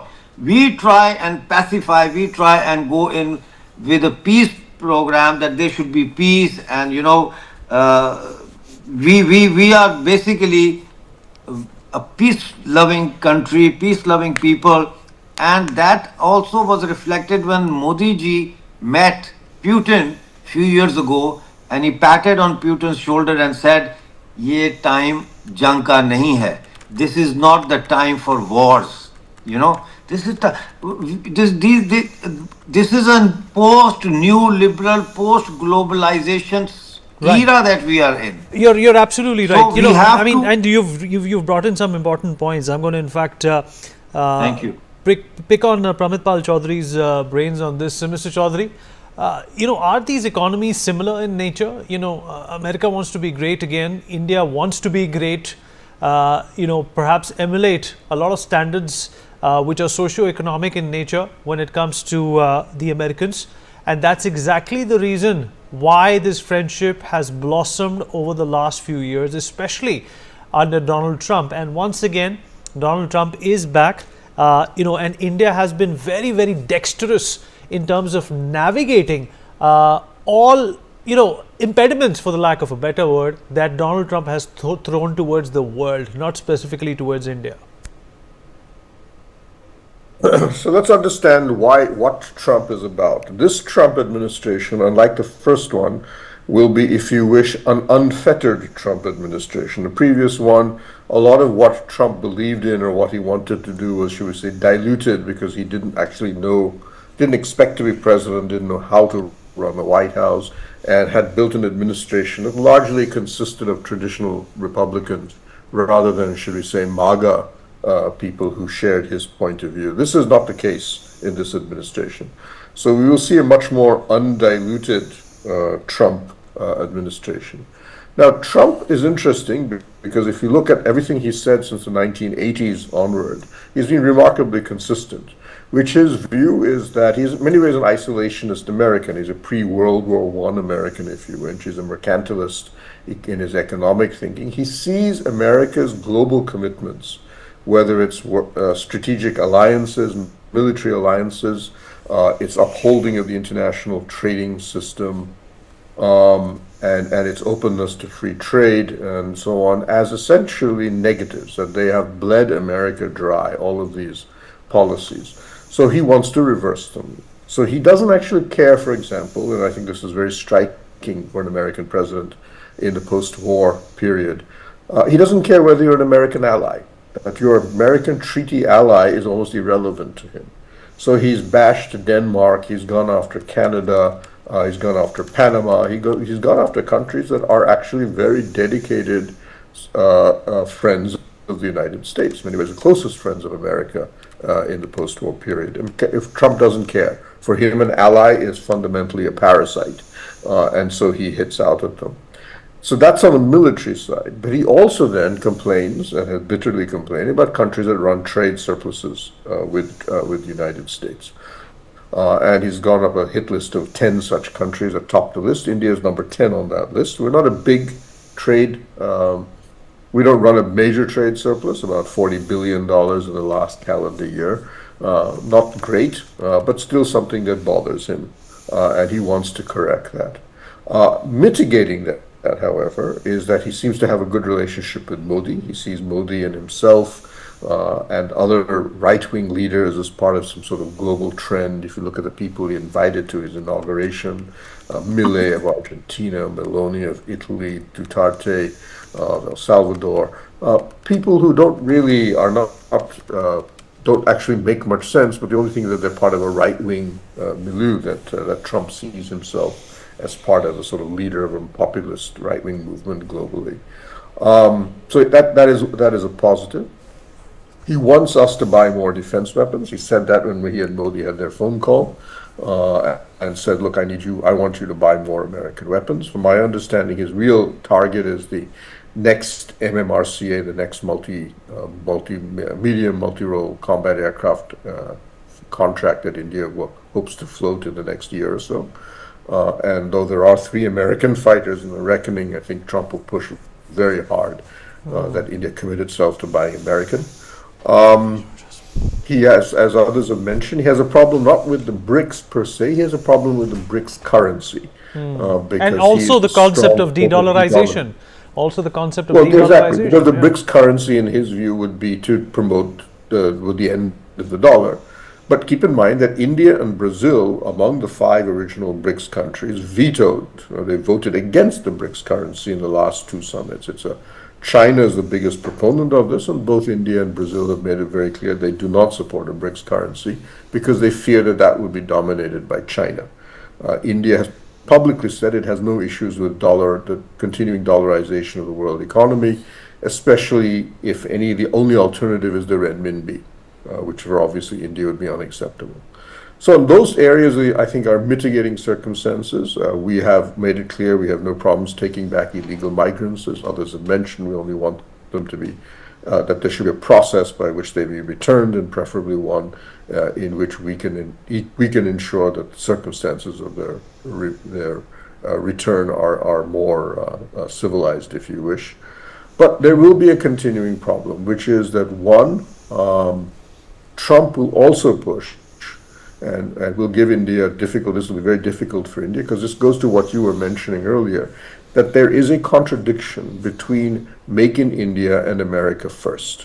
Both of them want to see manufacturing jobs develop and be created in each other's countries. This is not going to be the same as a Biden or a Bush, who were prepared to allow supply chain integration between the 2 countries for strategic and commercial reasons, and were prepared to allow those supply chains to shift to India, as in the case of, let's say, Apple Electronics and what has happened in pharmaceuticals. So Trump will push, among other things, from my understanding, for what is called in international trade national treatment. India cannot use trade barriers or non-tariff barriers. It cannot use regulatory means to make it clear that if an American company wants to access the Indian market, they must set up plants in India. All right. That is something Trump will not allow. And that is going to be a major source of friction. Let me rope in Ravi as well. Ravi, thank you for being here. I hope you can hear me. Absolutely, yes, I can. All right. Well, everybody in China is using DeepSeek. Everybody wants to, in fact, emulate this technology in the United States as well. OpenAI, ChatGPT, of course, very important in the technological prowess and plans and projections of the Americans. India has always been considered as a country which has been ahead of the curve when it comes to technology. Though we don't have our own engine when it comes to AI, it perhaps will be developed because the government supports it. How is this process likely to pan out in favor of India, considering the fact that America does not want to use China for most of its endeavors anymore? So really want to underline the last point, which was China. And that's why I really feel that implicitly there'll be a lot of discussion. Where are we? I'm based out of New York. Where are we here in America? Like, there's a huge focus when it looks at the deteriorating condition of infrastructure. The manufacturing and building has gone to a 6. And Trump and everybody here is in a very, very strong sentiment, which is make in America now. I think that's something which is very, very strong. And there's a lot of lesson learned from the last 10 years from India with Make in India, right? So I think what I really feel very strongly, like you said, is that as we are looking at decoupling from China at many levels, you talked about from a politics perspective and currency perspective, very critical there. I think we're looking at the supply chain.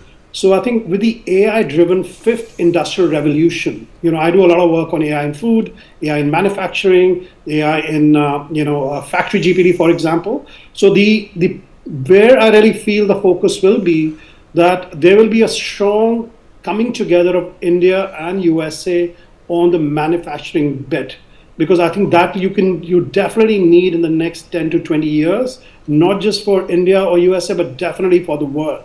The reliance, for example, semiconductors is another very important area. I think that will surface today. I think looking at the pools already linked to the H1B1 is also really getting qualified, skilled professional, because India has been investing in skilling its professionals, especially the young folks, on AI skills that America would need. So, the reason why all the H1B1, and Daniel also spoke about it in some of his interviews, the reason it went down was because we realized we have to recruit people here. We don't have people who are skilled in AI. And India has been working on this for a very long time.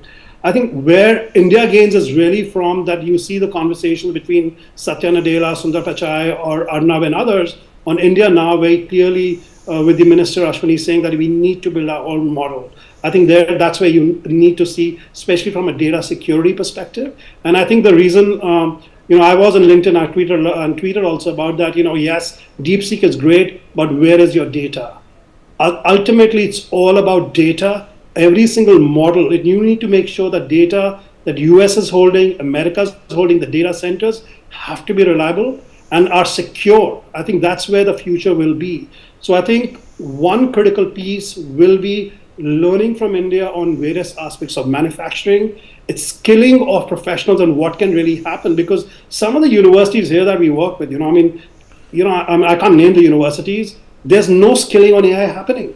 And these are top universities, and you'll probably see that on my LinkedIn tweet feed, that which university we're talking about. So I think there, India has done well, but India has not been able to really invest in its own models. And whereas many Indian diaspora people are sitting here in America and working on those models. So I would see that'll be interesting to see if there'll be a reverse trend and a cooperation there. I think last but not the least, really, I want to underline, not from a trade perspective, but from a political perspective, I'm really looking for UN reform, especially P5. I think Security Council is something that will really come up. And I think one thing which I was trying to see what is common between Trump and Modi is that they've been under continuous attack, right, by the left media and Soros and others. I think you see that breakthrough, and Daniel has also spoken about it earlier. I think we'll see some kind of coming together, the fourth leader to meet with him. But the stature is very different, right? The stature here is of India, which is an emerging market. We work on New York Investment Forum. By 2047, it's expected that the wish list is 35 to 45 trillion economy. The only country, the only partnership that can really make it happen is going to be America, and vice versa. Like you said earlier, for America, you said very well that America needs India too. So I think it'll be great to see that, unlike Biden, who took forever. By the time I was at the White House summit, I was at the CEO summit. By the time Biden really understood the importance of really India from an economic trade perspective, it was already too late. And I think Trump wearing his hat as an entrepreneur and a politician, and again, I think Modi ji is a politician and an entrepreneur. I think it'll be very interesting to see some very critical roadmap coming together. So I hope it's going to be at multiple level. It's going to be at a political level. It's going to be a geo, regional, and national security perspective. It needs to be also I work on sustainability. I know Trump is not a great fan of sustainability, but I think issues of renewable energy, especially I would say EV should surface because of Elon Musk. I think the lithium discovery in India should be a critical base again for this opportunity. All right, valid points there. Great points there. Daniel, I'm going to bring you back in. Well, it's not even been a month, I suppose, since Donald Trump came back as the president. And, there are already talks about, two of these, ridiculous wars which have been going on for quite some time dying down. And that is definitely going to be a golden moment for Donald Trump if he's able to shut these wars down. And from the looks of it, from the 90-minute conversation that Donald Trump had with Vladimir Putin, it seems to be a possibility. Zelensky's funding has been stopped. Whatever was given to him under the Biden administration will be pulled out, but no more funding that drastically is going to pull the engines on this war. And that is something which is commendable, and that will resume the world order as it stood before 2022. A big accomplishment by Donald Trump if it happens. And of course, let's see what happens to Gaza. Well, I mean, yeah, listen, I'm all in favor of ending wars and such. And listen, Trump's the only one who's ever spoken any sense on Gaza in the last 70 years. We all have been living in a fantasy land where can we just give Hamas billions of dollars to rebuild the tunnels and then do October 7th again, which they continue to promise to do. That seems to be what everyone was wanting to happen, is, you know, continue the forever war, but have like a 3-month pause for everyone to rearm themselves. Maybe a 3-year pause at most. But Trump's sort of thrown a wrench into that and put negotiation back in his hands. Will the Israelis fumble this out of, you know, these over-moralistic, trying to impose moral standards upon themselves? Maybe. When it comes to Russia, though, I mean, I wouldn't celebrate too much before it goes down. Like, again, Ukraine still holds part of Russia. Russia holds part of Ukraine. And Russia's entire economy is geared towards war right now. North Korea's entire economy is geared towards war right now. If there isn't an actual stopping of Russia, and Russia's sort of allowed to take the victory here and then rearm, it's going to keep rearming and try and expand out and launch another aggressive war. Sometime, same with North Korea, they'll blow up the Korean Peninsula, probably in conjunction with the Chinese invasion of Taiwan. So the Israel-Gaza can be looked more in a vacuum. But I'm still skeptical on the Russia-Ukraine thing because we're all looking at it as a vacuum, as, oh, it's NATO, biolabs. No. It was Russia who started this war to gain territory because they feel like they need to secure their borders by, you know, pushing westwards. They're going to continue to try. If Russia isn't stopped and feels like it has a victory here, it's going to try and push westwards violently again. And then we're going to be back in the situation going forward. Now, what I am sort of hopeful with Trump shaking things up is he needs to shake the Europeans into shape here, okay? The Europeans need to defend Europe. He's absolutely right about this. They've been relying on America while sneering at it to take control of their entire defense. That's not a viable long-term strategy, right? Everyone's, you know, hating on India for buying Russian oil, but, you know, India's at least smart enough to buy Russian oil at a low price, then refines it, then sells it all to these Europeans who are boycotting Russia. So it's all a farce, and the Europeans need to get themselves in line and figure out their priorities energy-wise and security-wise. If the Europeans continue to flounder and make, you know, hating America and smoking cigarettes their number one priority, then, you know, you're going to see chaos throughout Europe. So I don't think Russia-Ukraine is solved just yet because they're, you know, the Russia-Ukraine isn't fighting for the reasons you hear on Twitter from either side. It's pretty much, you know, an expansionist war by Russia to regain some former glory, and also it's sort of a mad dictator at this point, thinking he could have taken Ukraine in 3 days, but failing to do so. Putin needs to save face to continue to look like a strong man. So the ending of Russia's aggression is going to take a little more force and finesse than I think we're all saying right now. But listen, if the bloodshed comes to an end and the Russians sort of withdraw on some lines and Ukraine gives up the cursed territory and it pushes the Russians back and they get parts of the Oblast or whatever it is, and then we have a settling here, yeah, that could be good because wars destabilize. But again, you know, to pretend that Russia had some motivations or anything, no, this was an expansive Russian war, and until you actually deal with why Russia started this war and preventing Russia from doing it again, you're not going to actually end the war. And this is what Trump's very good on in Gaza, is actually getting to the core of the issues, and instead of what you know NGOs on Twitter are saying. So if we get the same approach with the Russians, I'm optimistic. Listen, it can't be worse than what the Democrats were doing.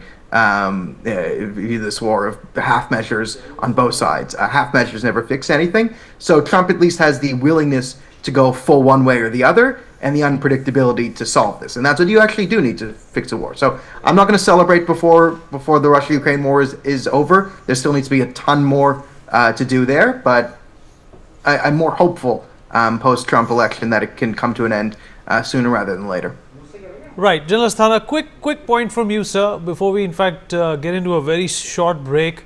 Wars, like Daniel said, should be shut down. Nobody is in favor of wars. And Donald Trump, has always extended this olive branch, including an olive branch to a country like North Korea. And now he's made his promise come true as well.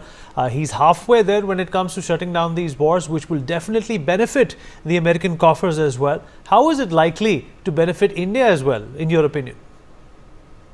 See, stopping this war certainly will benefit the entire globe, including India. And the approach is also very clear and very concise. Their defense secretary, when he mentioned that, no NATO membership to Ukraine, and he also mentioned that return to 2014 borders is impractical. So considering these two things, what I'm quite happy about is that Americans have firstly realized as to what is the ground situation. It's not as easy as they thought it to be. And secondly, there is a ground position as of now in which there are certain things which are possible and there are certain things which are not possible. Thinking that with all the efforts and with all the aids and with all the sanctions, you can throw Russians out, it is impossible. It's not possible.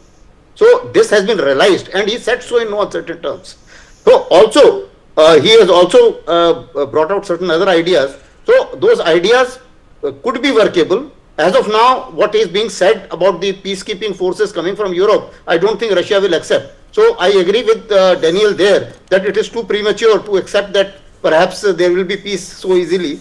It is a complicated affair. Russians have an aim in mind, and they are little short of their aim as of now. And they would like to complete that aim as well. And it's not that it was not that simple, because President Trump initially thought first day it will end because he will say, okay, maybe both sides are tired of fighting and they will accept. But that was not the case. Similarly, the Western media has painted it totally differently. I've been to Moscow very recently, and let me tell you, it's not as bad a situation in Russia as everybody would like to believe. So therefore, certainly Russia is not going to accept it. There are certain things which they feel that they can achieve it anyway. So I'm sure it will also, the discussion will even get stressed to Putin asking for removal of sanctions, and then only it will get settled, not before that. All right. Appreciate everybody who joined us. We are dipping into a short break. Our rolling coverage of the Prime Minister's important meeting with Donald Trump is going to be in fact covered, discussed and debated over. We'll be right back.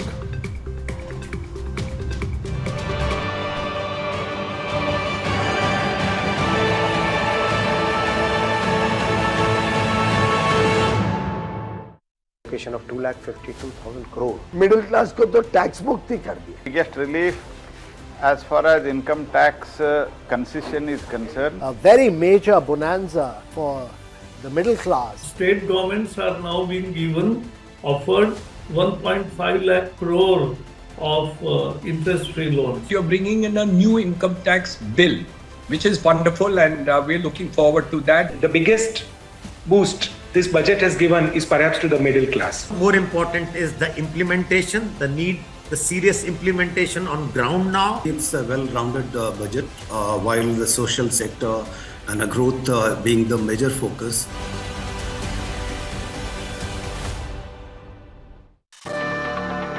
From the banks of the holy Ganga, where millions gather in devotion, the spectacle of spirituality once every 12 years. We delve into the heart of the Mahakumbh Mela.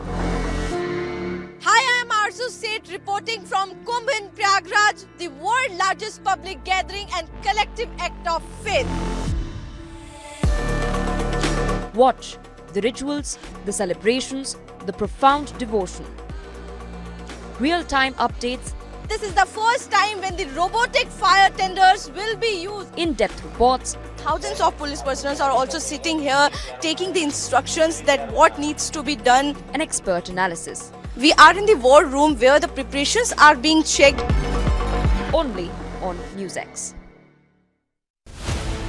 This budget has given us a very good allocation of 2,52,000 crore. Middle class को तो tax मुक्ति कर दिया. Biggest relief as far as income tax concession is concerned. A very major bonanza for the middle class. State governments are now being offered 1.5 lakh crore of interest-free loans. You're bringing in a new income tax bill, which is wonderful, and we're looking forward to that. The biggest boost this budget has given is perhaps to the middle class. More important is the implementation, the serious implementation on ground now. It's a well-rounded budget, while the social sector and growth being the major focus.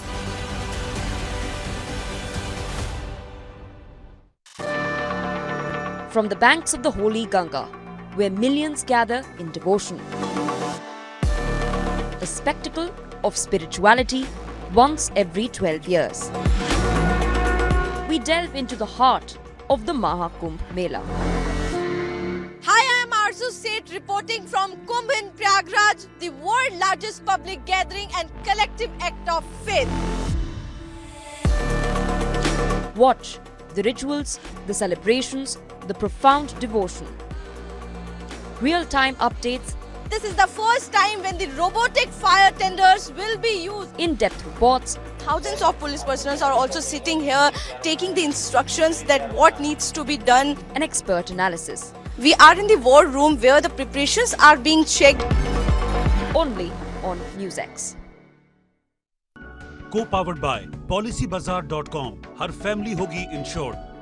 खाने में कुछ स्वाद नहीं है. अरे किफायती लाल सस्ते वाले दाल मसाले स्वाद हुआ बेकार. इधर कीमती लाल को देखो खाना बना कमाल. NewsX की हल्दी मिर्ची धनिया करे कमाल. ये रंग दे, ये खुशबू दे, ये तीखा, ये कम पड़े. क्या निराला NewsX मसाला. 13 जनवरी पौष पूर्णिमा से 26 फरवरी महाशिवरात्रि तक महाकुंभ 2025 का साक्षी बन रहा है प्रयागराज का संगम तट. 45 दिनों तक चलने वाले पृथ्वी के सबसे बड़े मानव समागम में करोड़ों श्रद्धालु पुण्य की डुबकी लगाकर बन रहे हैं सांस्कृतिक एकता के सहभागी. यशस्वी प्रधानमंत्री नरेंद्र मोदी के मार्गदर्शन और माननीय मुख्यमंत्री योगी आदित्यनाथ के कुशल नेतृत्व से महाकुंभ बना है दिव्य, भव्य, डिजिटल. कुंभ सहायक चैटबॉट ने 11 भाषाओं में हर सेवा की जानकारी देकर एकता के महासंगम को बनाया है स्वच्छ, सुरक्षित, सुव्यवस्थित. नए घाट, रिवर फ्रंट रोड, पांटून पुल, फ्लाईओवर, चमचमाती सड़कें, पार्किंग, हजारों बस और ट्रेन, नवीन एयरपोर्ट टर्मिनल, आधुनिक टेंट सिटी जैसी सुविधाओं से पुण्य स्नान हुआ है आसान. महाकुंभ का है अटल संदेश, एकजुट हो अपना देश. MDH का किचन किंग किचन में हो तो हम सब कुछ बना सकते हैं. बैंगन का भरता, आलू गोभी, भिंडी मसाला और भी बहुत कुछ. MDH. From the banks of the holy Ganga, where millions gather in devotion. A spectacle of spirituality. MDH की देगी मिर्च. देगी मिर्च का तड़का, अंग अंग फड़का. MDH की देगी मिर्च. अगर आप बनना चाहते हैं एंकर या फिर आप में है जुनून एक तेज तर्रार न्यूज रिपोर्टर बनने का, तो आप ज्वाइन करें ITV और इंडिया न्यूज NewsX का media school. ITV next media international school का कोर्स आपको मौका देता है देश के दिग्गज एंकर्स के साथ काम करने का. ITV next media international school में आप बेहद नजदीकी से देख पाएंगे किस तरह से ITV नेटवर्क के दिग्गज पत्रकारों की टीम दिन रात खबरों पर काम करती है. इस कोर्स के दौरान आप सीखेंगे एंकरिंग की एक एक बारीकी उन एंकर्स के साथ जो देश को रखते हैं हर खबर से बाखबर. ITV next media international school का ये कोर्स आपके एंकरिंग स्किल्स को करेगा इतना सशक्त, मजबूत, जिससे आप बनेंगे पत्रकारिता की दुनिया का वो चमकता चेहरा जो दुनिया देखेगी और पसंद करेगी. खाने में कुछ स्वाद नहीं है। अरे किफायती लाल सस्ते वाले दाल मसाले स्वाद हुआ बेकार। इधर कीमती लाल को देखो खाना बना कमाल। NDH की हल्दी मिर्ची धनिया करे कमाल। ये रंग दे, ये खुशबू दे, ये तीखा, ये कम पड़े। क्या निराला NDH masala. This budget has given us a very good allocation of 2,52,000 crore. Middle class को तो टैक्स मुक्ति कर दिया। Biggest relief as far as income tax concession is concerned. A very major bonanza for the middle class. State governments are now being offered 1.5 lakh crore of interest-free loans. You're bringing in a new income tax bill, which is wonderful, and we're looking forward to that. The biggest boost this budget has given is perhaps to the middle class. More important is the implementation, the serious implementation on ground now. It's a well-rounded budget, while the social sector and growth being the major focus.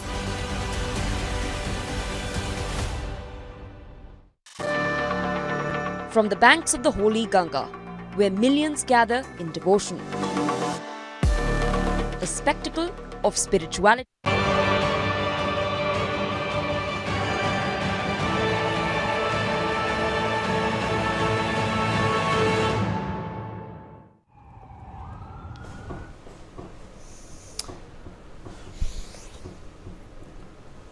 All right, visuals coming in from the Prime Minister's visit to the United States. That's Elon Musk with his family, who's about to meet the Prime Minister. And this is obviously going to be a very important meeting between Elon Musk, the CEO of Tesla, and the Prime Minister, who has spoken to Elon Musk in the past as well about investing in India, about manufacturing in India. And this is a meeting that India is looking forward to. The Prime Minister has met a number of dignitaries, and there he is, Elon Musk with his family entering the White House. He's arrived at the Blair House to meet Prime Minister Modi, and an important conversation will ensue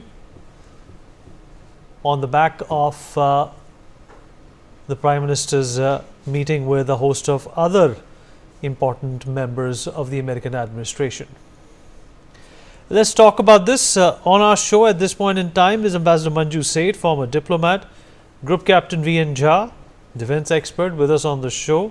Ray Locker, senior journalist, also joins us on the program.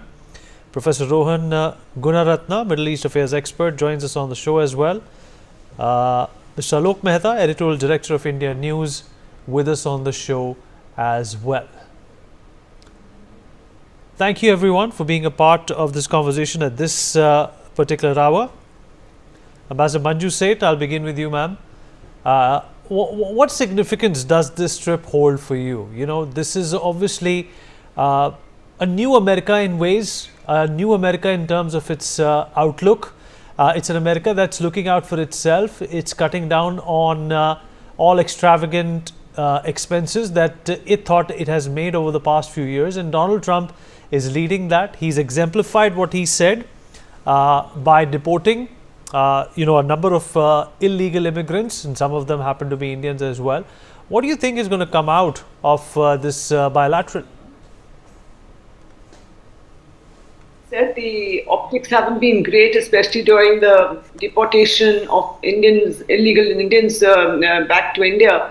But all said and done, this visit is very significant.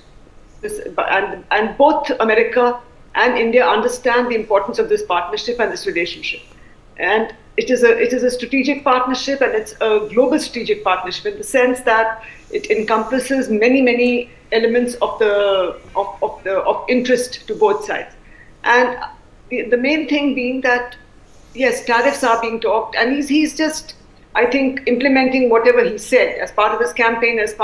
During his campaign, he said he would make America great again, and cut tariffs and stop illegal immigration. But those issues are both of great concern to the U.S. General public, because the fact is that the economy is not doing very well. And the fact that, a lot of, people want jobs, but a lot of immigrants have come in and a lot of illegal immigrants have come in and taken the jobs away from the locals. So I think that has been a concern for everyone, and he spoke about it and he has taken action. So yes, it is a new America in that sense, and it is a new, the second term can be looked as a new beginning also for the new America, because they are not, it will not be business as usual as it was. President Trump is, of course, as very rightly everybody says, very transactional, and much of these, many of these actions that he has taken, especially regarding tariff, I believe, are also to strengthen its own negotiating, power. They want to. He wants to negotiate. He wants America to be negotiating from a position of strength. So if you look at what he did with Canada and Mexico, he imposed the tariffs, and then now he has put it on hold for a month while negotiations go on. So I think that is also one aspect of this whole, of his announcements. And as far as India is concerned, yes, we, the trade balance being heavily in favor of India, I think India has already taken some steps, and there are some items that we can, straight away reduce tariffs on, which will not greatly harm or impact the local industry, and I think, or local manufacturing, and on their side as well. He cannot impose too many high tariffs, because it will also impact the American public. The goods will get more expensive, whatever they were used to. We export pharmaceuticals and other parts, and machine and some other elements that we export to them. They will all become more expensive, and thereby they will, steel, aluminium, all that we are exporting already will become more expensive for the local people, and I think that he would not like to have a great impact. So I feel while some negotiations, hard negotiations will need to be done by both sides, and of course India would need to address their concerns. They also would likewise address our concerns, because for both sides the partnership is very important, and it is a very significant partnership for many reasons.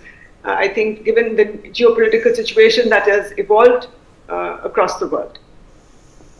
Rishabh. All right, Mr. Salvatore Babones, American sociologist and associate professor at the University of Sydney, is joining us. Sir, appreciate you joining us. First up, sir, this will be the first meeting between Prime Minister Modi and Trump in his second administration. What, according to you, are the big ticket expectations from this meeting?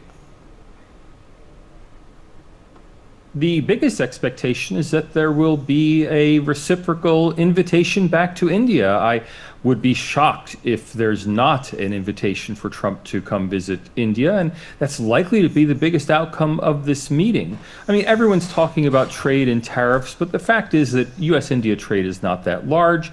There are some symbolic trade issues, and Trump may push Mr. Modi for some, again, symbolic concessions on tariffs, but I don't think those will be very important in the overall scheme of the economic relationship.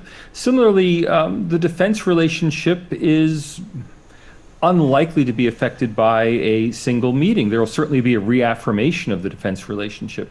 But if you're looking for something big to come out of the meeting, it's going to be a Donald Trump visit to India. Mark my words. All right. Well, Donald Trump has imposed tariffs, and they're likely to feature in the meeting. How can the two leaders strike a balance in this trade issue?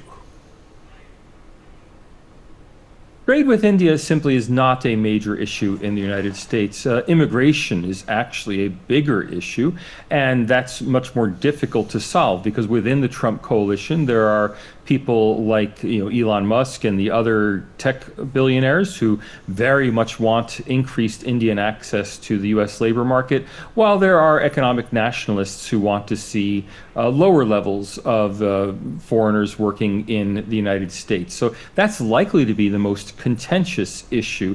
Actual merchandise trade, again, it will be on the agenda, and there may be some announcement regarding one or two products.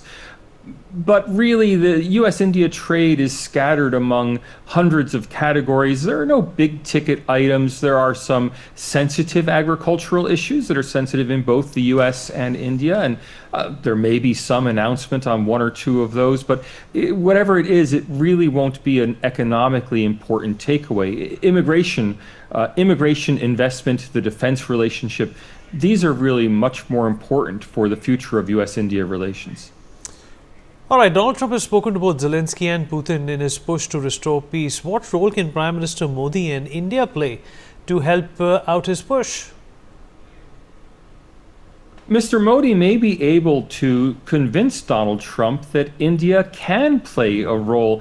I doubt that Donald Trump is very aware that India has such strong relations with both sides in the Russia-Ukraine conflict, and that India could really play a very useful role as an honest broker. I think it's telling that Donald Trump has turned to Saudi Arabia to host his first meeting with Vladimir Putin. Now, obviously, anyone familiar with India I don't think that Donald Trump would have been very aware that India could have played the role of honest broker in the relationship between Russia and Ukraine. It would be surprising to anyone who really knows the region that a meeting like the Trump-Putin summit couldn't have happened in India. That said, the Trump team is much more focused on the Middle East, and it's maybe not surprising that they would have turned to Saudi Arabia. Right. Well, immigration is another key issue. While India has supported Trump's bid to push out illegal immigrants, there are concerns on how the immigrants have been treated. Do you expect any progress and consensus on this? This is a highly performative issue for Donald Trump, sending illegal immigrants back home on military transports in handcuffs. Those pictures have been taken, those newsreels have been played. I don't think it will be very important for the U.S. side going forward to continue to use military means to repatriate illegal immigrants from the United States. So I expect that to die down. I wouldn't be surprised if Mr. Modi raised it with Donald Trump as one thing that India wants from this relationship, and I would not be surprised if Donald Trump gave it to him. Donald Trump and his team have made their point, and going forward, they're just going to want to extradite and repatriate illegal immigrants. I don't think they're going to be concerned to send them in military transport. What do you think can happen today which will set the agenda for the next 4 years between India and the United States? The big agenda-setting issue is going to be, can Narendra Modi and Donald Trump return to the sort of very personal relationship they seem to have had during Trump's first term? There doesn't seem to have been much evidence of contact between Narendra Modi and Donald Trump during Trump's term out of office, and that would not be surprising given the protocols of Indian diplomacy. If there is a return to the kind of bonhomie that characterized Trump's first term, that will really reflect very positively on the future of U.S.-India ties. And like I said at the beginning, I strongly suspect that a public invitation from Narendra Modi for Donald Trump to visit India will be the star item coming out of this, All right, sir, appreciate you joining us. Thank you so much. In fact, it is going to be a defining moment for both the countries, and what's going to come out of it is going to be extremely interesting because there are a variety of topics that both of these leaders will converse upon. Mr. Ray Locker, senior journalist with us on the show. Mr. Locker, what do you think is going to be the central focus for both these leaders? And are these agendas going to converge, or do you think that there is perhaps going to be some friction as well, considering the fact that Donald Trump does feel that a lot of countries, including India, have exercised this tariff plan, which has not benefited the Americans, and is likely, to keep his stance because this is what he promised to the American people? Well, I think what's going to happen is Modi is going to play up to Trump in all the ways that he has in the past. He's going to push every button he can. And Trump's going to come away with a feeling that Modi likes me, so I don't need to worry about India. I mean, Trump is very transactional, as we've discussed. He has personal feelings that transcend any kind of grand strategy. So if he feels like the leader of a foreign country is friendly, then he thinks that that country is okay with him and he doesn't worry about him. If he senses that there's some friction, then he really focuses in on the things he doesn't like and he starts needling that leader. Like if it's Justin Trudeau, it's we're going to make Canada the 51st state, we're going to put tariffs on you, etc. And Modi knows that. And so he's very skilled at dealing with Trump. It was very wise of him to be there in the first place, so early. And I think that's the biggest thing. The relationship between the United States and India is only going to get stronger. It really doesn't matter who's president. There were so many ties between the two countries that are getting deeper and stronger. We have more and more Indian Americans, so that Indian diaspora here has greater and greater influence. You have more people of Indian descent in the U.S. political, economic, governmental systems. And so just by the nature of that, the relationship is going to get deeper. You're absolutely right, sir. And let me also rope in Dr. V.N. Jha into this conversation. Dr. Jha, it's important to understand that this is not about sale, purchase, or transactions when it comes to the Indian and American bilateral, which is about to take place. Both these leaders, are hungry, are in fact, for the lack of a better word, desperate to make their respective countries great again, and that has been the crowning glory for their popularity as well as their success as leaders as well. Do you think that problems like tariffs, problems like immigration are going to in fact form the agenda of the conversation between the Prime Minister and Donald Trump, or do you think there is a wider lens to be studied when both these leaders are going to get together and discuss progress? Thank you very much, Vineet. Look, both Modi and Trump, they are very, very pro-nation. Actually, many people had opined when Trump came with his slogan, "Make America Great Again," that he had taken the slogan out of Modi, Modi had what the one who had said India first policy, and then thereafter many other leaders came forward. So it starts from there, and both are actually having a very good chemistry, and that chemistry also is going to reflect somewhere. Now, when the two world leaders are meeting, and that too, the biggest democracy in the world and the oldest democracy in the world, whole plethora of issues are on the table. Only problem is that this is only a 1.5 day business meeting between both of them. So there will be limited things on the table, and that, in my view, are 7 areas. One is the trade, second investment, defense cooperation, security, including financial security, human resources, Indo-Pacific, and the global peace. And lastly, the last thing was that gentlemen just spoke about is invitation to come to India. Now, trade have already been talked of. I'll only hint you 2 more things. Very few people have talked about it. One is that when Trump came to the office, much before that, he had talked very strongly about the BRICS currencies.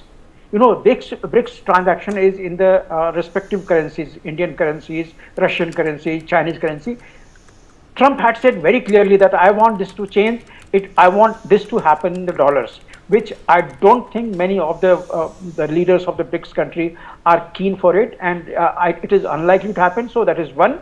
Secondly, Trump is going to touch on to the energy sources, the fuel for India that India is right now buying from Russia or Iran. Both are, contrary to U.S. thought process that they would like to have it. So that also may be touched. Investment is a very big thing that very few people are talking today. India stands at about $65 to $67 billion investment plan, mainly fintech, e-commerce, Solar Global Alliance, high-tech, semiconductor, healthcare, US-India initiative on critical emerging issue are the one which are on the table right now, mostly doing the things. India will surely like US to come forward with the semiconductor and the lithium resources that we have here to do more of an investment in that, take it forward so that we can be a global leader in the coming years. Leaving that here, defense cooperation is the one which is going to be very crucial, though people are saying that it won't be talked. One thing is going to be talked. Modi will touch upon G414 because the memorandum of understanding was signed a couple of years back and hardly any progress has happened. India is insisting that the entire OEM machine cannot come here. There has to be an element of TOT, and I'm sure he is going to insist onto it. He will make a deal with this, because there is one thing that I would draw your attention and all your viewers' attention is Modi's visit in France to the engine factory. You know, that engine factory of France is the one going to give the jet engine in the coming days. That was, I think, it was Safran and HL are going to make an engine which in subsequent year is going to provide engine to AMCA as well as to the second the LCA Mark II. That will be very highly efficient engine having, I think, 114 odd kilonewton of the thrust power. Thrust power is the one right now which is lacking in the cavalry engine. So India has got an alternative. It is today in a position, and you know, today's India is entirely different. We are going to be the third largest economy in another couple of years, and so when you look at the bulk, the volume of the trade and the entire bit of investment, defense cooperation purchases, it makes a lot of sense. And Trump is a businessman. You know, you go to a big bazaar, there they take interest only 1%, but yet they make so much of volume of it that they always end up making more money than anyone else. So when you put the tariff, when you put the volume of the trade, even with a lesser tariff, with the like of volume that India is buying from US, it is going to be huge. So Trump knows that. So he will be very crucial that even if lesser benefit is coming out of the G414 or maybe MQ9, either B or C version, whatever India takes. Now, if India is asking for TOT to be given, I think they will think about it. And so are the 120 odd, 112 odd, MRCA that India has floated the global tender, or any other defense issues. So defense tie is very good with USA. There is a strategic partnership, and US must know one thing, that when the Houthis started striking the global shipping in the Gulf of Aden, India was the sole country which came as a savior, Indian Navy, which came as a savior for many, and it protected so many of the ships there. So US knows about this. So today, when there is a vacuum of the powers in the Arabian Sea, in the Indian Ocean, because USA has almost withdrawn, China is trying to occupy the space, and defense strategies say that no place can remain without the power. So these powers are going to be there. Right now, India is exercising its power. So US will take note of it, and US should come forward along with the India with more of the defense cooperation, strategic defense cooperations, especially taking the Navy also into account, because right from the Gulf of Aden to the Malacca Strait is the one which India can rule about it. Sorry, India has also gone to the South China Sea with its own fleet at a time when it was required. So India has got a big leverage here in this. I think US will do good if they take note of this defense. Last, only few things I'll come back to you, sir. Let me rope in Professor Gunaratna as well into this conversation. Professor Gunaratna, Donald Trump has also ambitiously spoken about ending the war in Ukraine, as well as turning Gaza into a tourist spot. Do you think all of these assumptions, for the lack of a better word, are possible, considering that the entire world has been hoping for such an outcome? President Trump is a very sensational leader. Sometimes his threats and his language has been taken literally. What is important to understand is Trump is a pacifist, and he has already built a very good relationship with Putin, and it is very likely that the Ukraine war will end. With regard to the developments in the Middle East, it's much more complex. Although he has a good relationship with Netanyahu, what is important is for Trump to build an equally good relationship with the Arab leaders. If he can do that, certainly he can restore peace in the Middle East. I believe that Trump's call to relocate the Palestinians from Gaza to Egypt and Jordan may not work, but Trump will be in a position to get Hamas to surrender, because Hamas launched one of the most brutal terrorist attacks. In fact, it's the worst attack after 9/11. And if Hamas surrenders, certainly Gaza can be restored. The peace and security in Gaza can be restored, and both Israel and the Palestinians can live in harmony, in coexistence. So it is good in many ways that President Trump has come to power. It is very good that he is engaging these leaders. It is also very good sometimes he threatens terrorist groups, saying that all hell will break loose, because when you deal with terrorists, you have to be very tough. And also you have to ensure that there's no violence. If a group engages in violence, that group should be dismantled. So I believe that Trump's leadership will see very significant changes that previous leaders could not do. For example, restoring peace between Europe and Russia, restoring peace in the Middle East.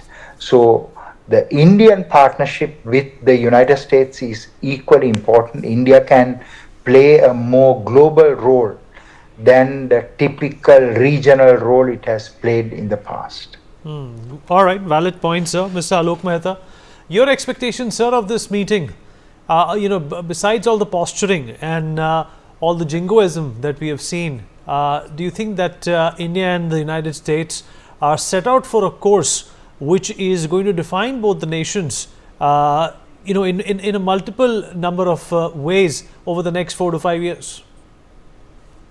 Vineet, basically it's for long-term relations, strategical relations with United States. Now India is developed in such a way, and that's why Prime Minister Narendra Modi always talk about the Viksit Bharat, the developed India in 47. But this agreement, what they are doing with the American administration and Trump administration especially, is for up to 2035, to 2035. It means 10 years, like Mrs. Gandhi did with Russia, Soviet Union at that time for 20 years. But already we had good relations in the last 10, 15 years too. That's why in that sense, I think this is a very important chapter for the Indo-US relations. When Prime Minister is talking with President Trump, I think basic thing, but just now our guest also talked about the world peace, because the Trump is a businessman. He doesn't want just wastage of energy for other things, but to strengthen the country. Same thing with the Prime Minister Narendra Modi. We are fighting with terrorism. That's why our agenda is just United States should also help when they want good relations with economic relations. They want strategic relations. They want to sell the defense. They want to do the defense deals. So it's necessary that they also support, like in Bangladesh, what happened in the Biden regime also. Some extent behind the curtain, everybody knows, and it was alleged by Sheikh Hasina herself that the Americans were also involved in some extent. China is already eyeing with the Pakistan and Pakistan and Bangladesh, or even the Maldives. That's why in the whole region, India is playing a very important role to counter China, but without fighting with China. Because now our border is peaceful now, with China also, and China understood. Now the Russia and United States very close now with India, and India is very close to Russia. We have very good relations with Putin. And yesterday, President Trump also spoke to Putin, and they are very hopeful that in Ukraine there will be some peaceful talk start. So in that sense, I think now India is emerging, and Prime Minister Narendra Modi is in third term. Remember, it's very rare that Indian Prime Minister continues. I think it's a 8th visit to United States, and the personal relations with Trump, earlier President also with Barack Obama or Biden also, we tried our best. But I think the best relations we have with the Trump, because he wants big market. Elon Musk, now the second advisor, first advisor to the President Trump, and he is now meeting with the Prime Minister Modi. So, he also looking for this visa problem and other thing. Elon Musk is a very capable person. He is a more businessman than even Trump. That's why I think for more investment, India is also, especially the Prime Minister Narendra Modi, and as Jai Shankar insisted, that when we are dealing with the European countries, you have other relations. Now, same thing. We also, you should also give $100 billion dollar investment in India, because we want economic relations, that they should come industry, either defense, they come here, or for car, or Tesla, they should also manufacture in India. So we will also get the employment. With AI, we are leading in the AI the campaign, and that's why I think this is a very historical moment for India and US, that it will go in a long way for the world, not only for India and United States. It will going to affect the Asian countries, European countries, African countries, and this is the right time for India to emerge like a superpower. With France, our relations is best relations.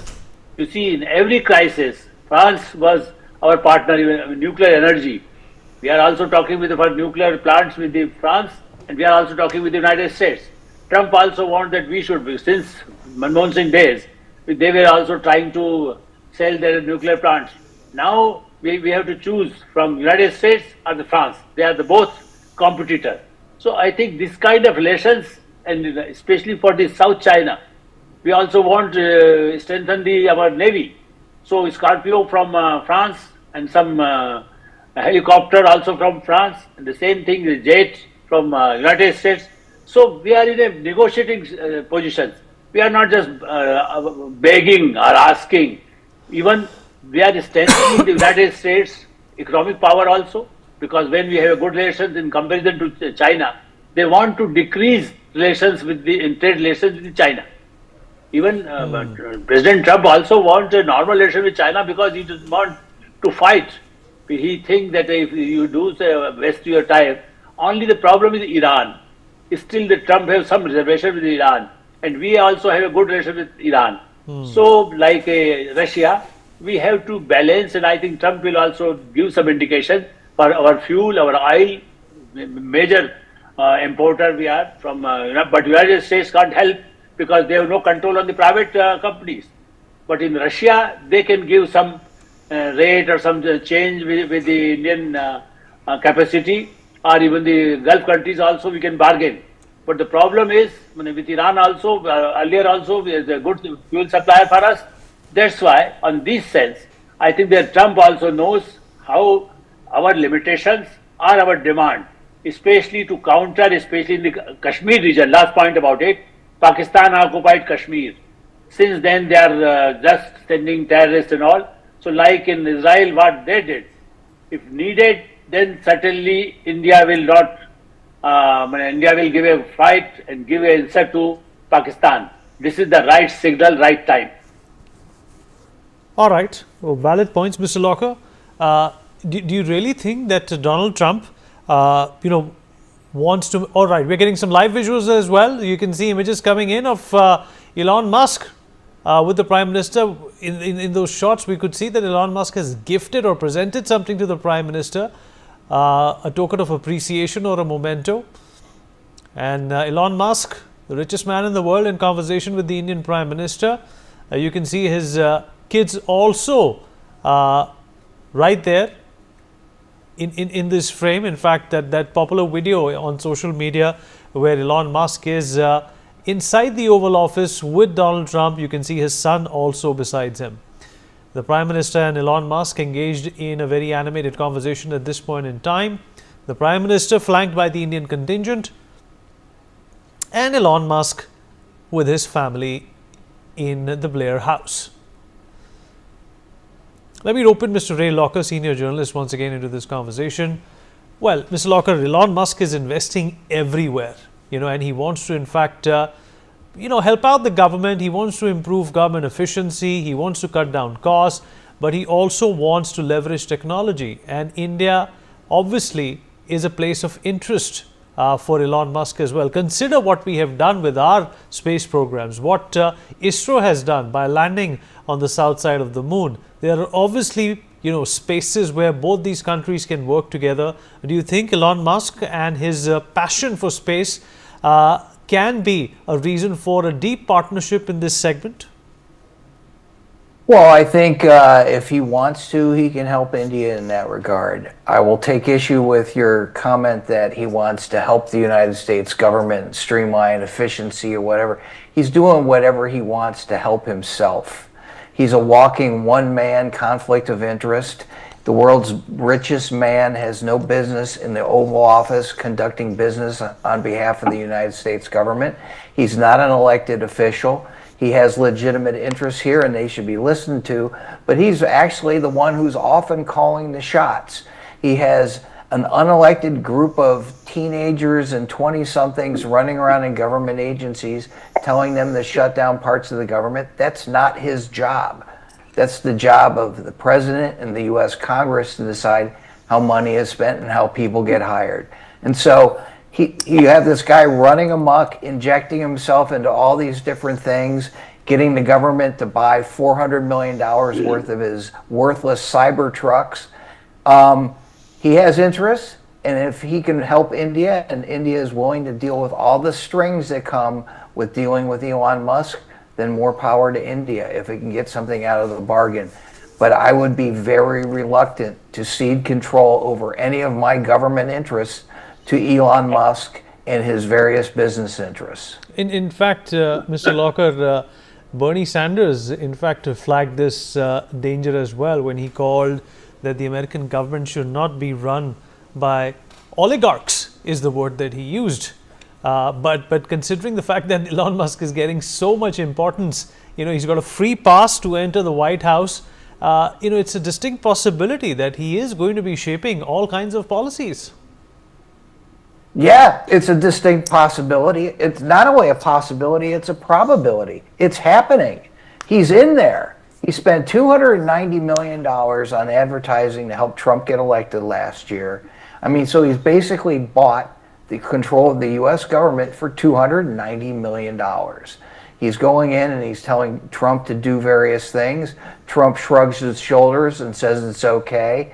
Musk says everything is transparent, but it's not transparent. They have government officials threatening reporters for disclosing the names of some of his minions working as part of this bogus Department of Government Efficiency.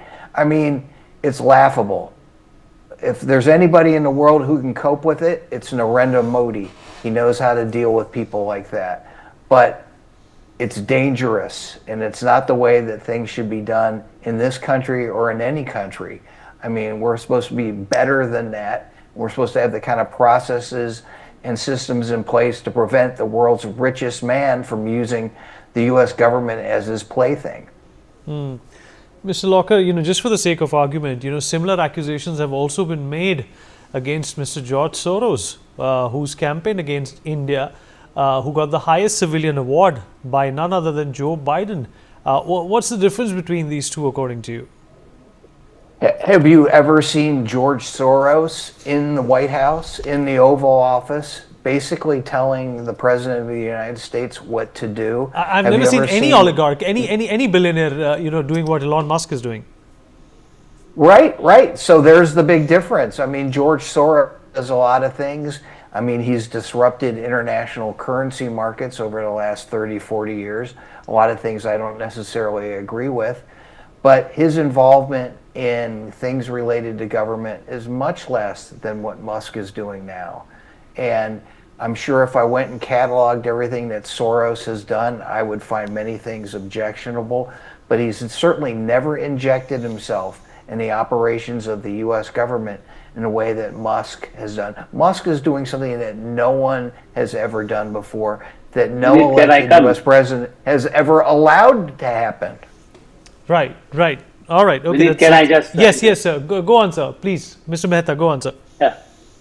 Vinit, I just wanted to mention that earlier also, country like India and United States, behind the curtain, the capitalists, Elon Musk is there, but earlier since Ronald Reagan, I can't tell all the history. But since then, number of people, either in Bush period or the vested interest was always there. And Mr. Soros was behind the curtain, what he was doing anti-India, not for disturbing and supporting those people who do the terrorism and all. He was helping to the terrorism. That's why these, I think at least it's in open. You know, if you want a openness, then even for funding also, in India, people talk about the Prime Minister Narendra Modi, Adani, Ambani, what the Rahul Gandhi kind. Soros lobby was also helping to Rahul Gandhi. That's why I wanted to draw attention to our friends that when you know, if you come openly, okay, they have the interest in business, it's okay. But behind the curtain, if you decide the policies, earlier also, in the interest of the United States, the businessmen, they already had either Microsoft or the other companies are manufacturing the airlines and aircraft manufacturers or the defense factories. The owner, they always have the best interest with the White House, everywhere. And the White House, when they come with the businessmen, with the whole aircraft, with the president, any president who come to India or anywhere in the world, they go for the business. So I think one part of the business work is with the American president. Nowadays, India is also emerging as a superpower. That's why the Indian Prime Minister also went talk to with every businessman, either in India, either Maria Birla is also there, Tatas and Birlas were there in India. They also used to talk about it with the government, and they were also in the part of the parliament too, especially the Mr. Birla family. So I think these kind of, when we speak about, but Soros, you can't compare Elon Musk. Elon Musk, at least he is not helping to the terrorist people. But Soros was helping in urban Naxal, what yesterday with the Prime Minister Narendra Modi and Amit Shah, every day they talk about it. I think that's why for India, we think that openness should be there in any administration. They should openly say, this much amount. What we talk about the bonds, what they did the Hindenburg report, just to damage our Indian economy. So these kind of sabotaging by the United States, when they want a good relation with India, and the people who are sitting there and they're damaging a country like India, then certainly we have objection about it. So I think we need, and we hope still, we know that in democracy, some people may be more aligned with the China or with some other countries. But we have our own interest, like earlier also our guest talked about it, that India first and America first. 1 and 1, 11, not 1 and 1, 2. Now we want to speak in equality with the United States or any other country. Mr. Locker, would you like to respond? In fact, let's also get in this piece of information that just a couple of days ago, Donald Trump also halted the U.S. enforcement law banning overseas bribes. We've also known what's happened to Hindenburg, a company that targeted the Adani Group, one of the biggest conglomerates in India. What do you have to say about that, sir? Well, I think dissolving the unit or that deals with bribing foreign officials is a big mistake. That should be against the law, and anything that seems to encourage corruption like that is something to be deplored. Personally, I don't know the involvement of George Soros and what he's doing. Like I said before, I think his manipulation of international currency markets has hurt a lot of different countries over the past few years. I know that many of the things that he invests in, have helped people with his open society, not charity. But I don't know all the other stuff. So if indeed it seems like he has supported terrorism, that's something to be decried and stopped. And the bottom line is people who have a lot of money like that, who aren't elected to anything, yes, they influence government policy, but they should not be allowed to run roughshod over government policy and regardless of where they stand on the ideological spectrum. All right, sir. Appreciate your stance on this. Group Captain Jha, so how do you look at this? Is this complicated? When oligarchs, come into the picture, and like Mr. Mehta said, that there have been capitalist forces behind every government in the world, and the only difference is that, there is transparency here, and there hasn't been transparency in the past. Vinay, I think now India is at a stage where we should stop crying. What Hindenburg does, what Soros does. Look, there was something irregular about Adani, Ambani, something. One of the U.S. court has issued, a warrant or something. Now India has to be at that stage. If Prime Minister Narendra Modi says in the Parliament while replying to the presidential address that there are anti-India lobbies, there are the urban Naxals who are trying to damage India, and we have been knowing about this. The Hindenburg, one of his reports will come just before the Parliament session, and the entire Parliament session will be wiped off. Not only that, many of the stock markets will crash. A lot of people will lose it. So all these damages we have been tolerating. What stops India to launch one investigation and put these guys, into the red list, like what happened about the Adani? He had to explain to the U.S. courts. So similar thing now has to happen. India, especially, should stop crying onto these issues as well as Bangladesh. Look, Bangladesh, there is a horrific things happening there. India now expects that Trump will take a stand. Why? Why India is not taking a stand? What stops India to pass one bill criticizing Bangladesh for its anti-minority stance? What stops it? Beneath, we have seen what has happened in Afghanistan. Entire Sikh and Hindu have been totally committed 100% genocide. Was there a single condemnation passed in the Indian Parliament?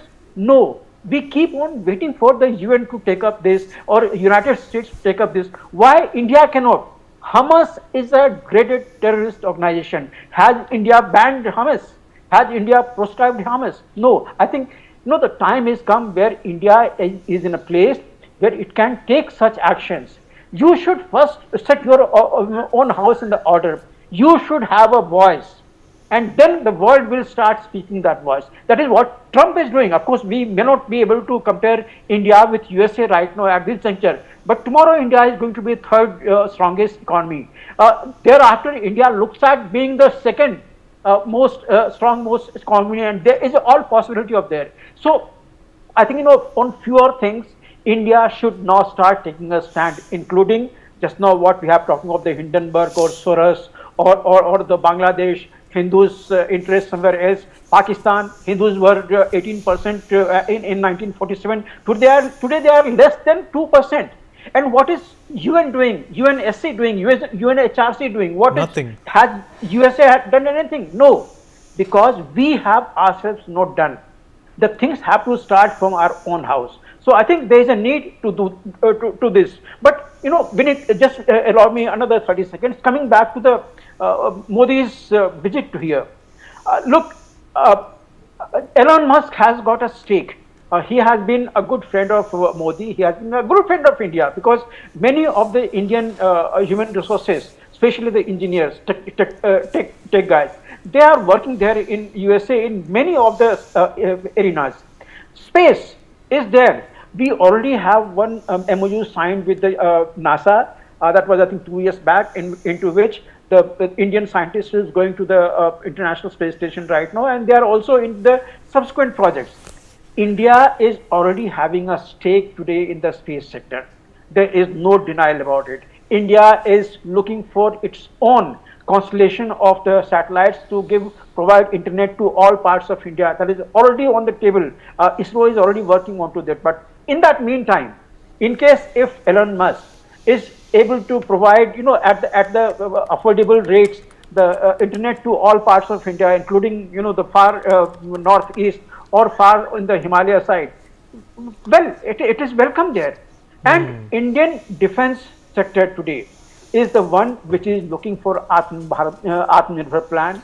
That is where Modi is going to bargain about. I was hinting you about G414 engine or MQ9B or C, whatever it comes up there, MRCA, or we already have the Apache helicopters. All right, sir. 3 squadrons are there. We may get more of it. Right, so sir. India will be bargaining onto all these areas, Vineet.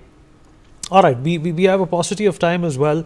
Professor Gunaratna, how do you look at what has been discussed in the last few minutes in terms of the roles of oligarchs and influence over governments that definitely has a deep impact?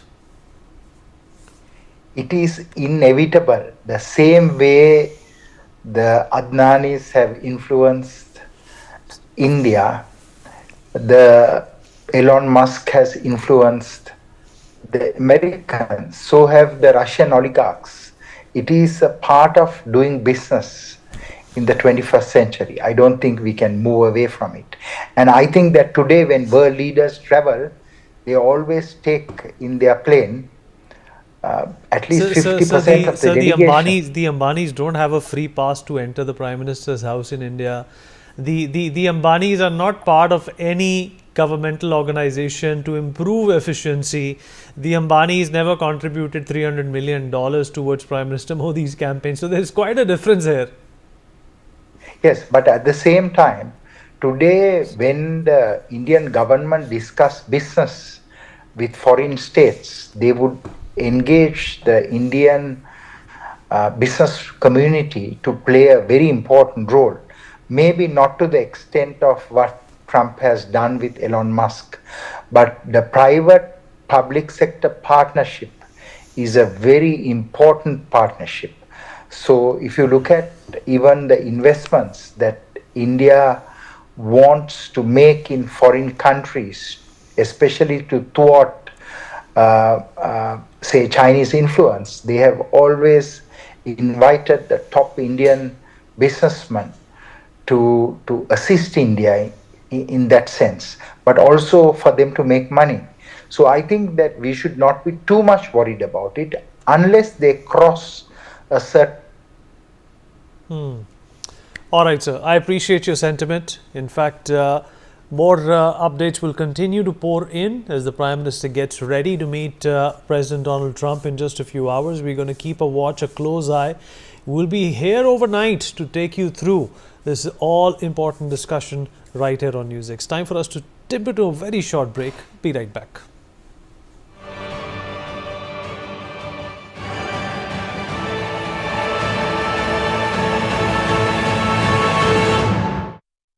Co-powered by PolicyBazaar.com. Her family होगी insured.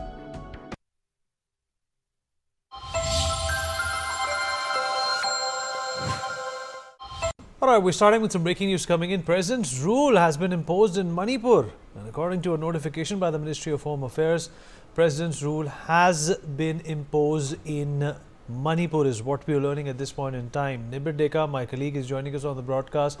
Nibir, President's rule has been imposed in violence hit Manipur. And this comes a few days after Chief Minister N. Biren Singh resigned ahead of a no-confidence motion. And there was a threat by the opposition as well. And now we have the President's rule. Well, yes, indeed. Ever since the Chief Minister N. Biren Singh has resigned, there has been sequence of events in Manipur in political nature. The MLAs in different camps have met Sambit Patra, trying to prove them that they have the majority backing of the MLAs. The names that came up were Khemchand Singh, Satyabrata Singh. They visited Sambit Patra, who is camping in Manipur right now, and he was given the in charge of Northeast as a coordinator. But from sources we got to know that there was not a single candidate there for whom a consensus was built to be the next chief minister. Firstly, secondly, amid the ongoing security situation in Manipur, wherein we have seen violence for more than 21 months and deaths of at least more than 250 people, the law and order situation has been questioned in Manipur. And thirdly, even after a new chief minister would have been appointed, the bigger question would have been reconciliation. Following the resignation of the chief minister, we saw the Cookie Zoo community groups stating that even if Biren Singh resigns, they will continue their agitation for a separate administration or a separate union territory. So the divide would still remain even after a new chief minister. So these were the factors which might have been considered before taking this decision of a president's rule, because now there would be there could be a possibility of an intensified crackdown as far as security measures are concerned. And secondly, the reconciliation efforts will have to be taken up in a very dynamic manner so that all the communities of Manipur, not just the Meitei and the Kuki, but even other communities such as Nagas and other communities, can be consulted and a common unified forum can be generated out of them so that the normalcy can be achieved in the state of Manipur. Back to you. Nibba, thank you for that. And meanwhile, BJP in charge for Manipur, Sambit Patra, has spoken to the media after the imposition of the president's rule. Listen in. Imposed in Manipur, what do you want to say? Sir, 2 lines. Sir, it is suspended animation. ग्रोह भंग नहीं हुआ है, ये suspended animation है. Sir, इसमें sir Manipur के जो निवासी हैं उनके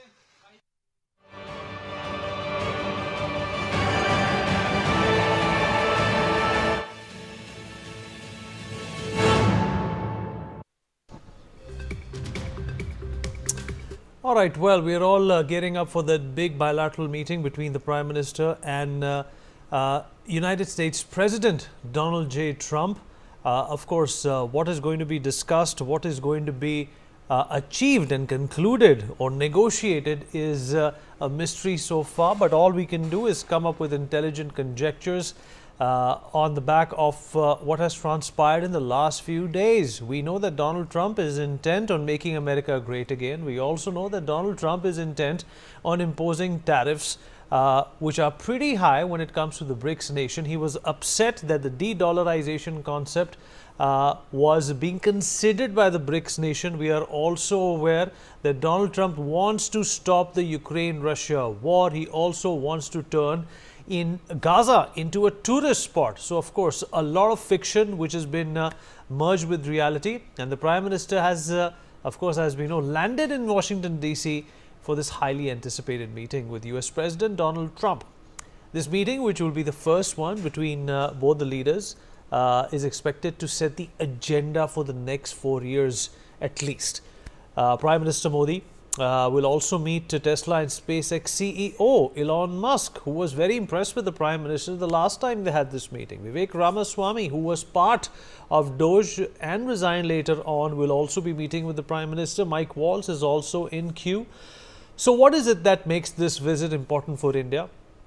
It obviously comes at the backdrop of Donald Trump's push to deport 20,000 illegal immigrants for India. While India has supported Trump's stance, the humane return of the deportees is something that will be on the agenda. Another important issue is trade after Trump has imposed tariffs on steel and aluminium imports. Donald Trump has also expressed his desire to sell defense equipment and products to India, which will be crucial for India's defense modernization.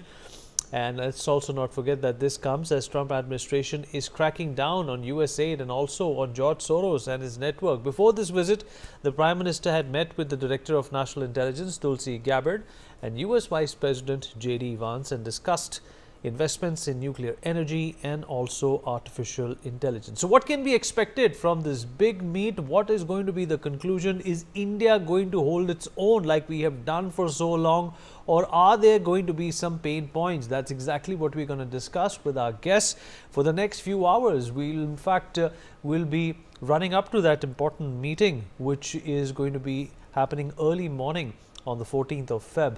Mr. Manga Anant Mula, politician, Republican Party, is joining us on the show. Ambassador Mahesh Sachdev, former diplomat, is also with us. Major General Rajan Kochar, defense expert, joins us on the show. Mr. Adrian Calamil, fellow at the Arabian Peninsula Institute, is with us on the broadcast as well. Dr. Sharad Kohli, senior economist, with us on the show. Professor Madhav Nalapat, editorial director of the Sunday Guardian, is joining us on this all-important discussion.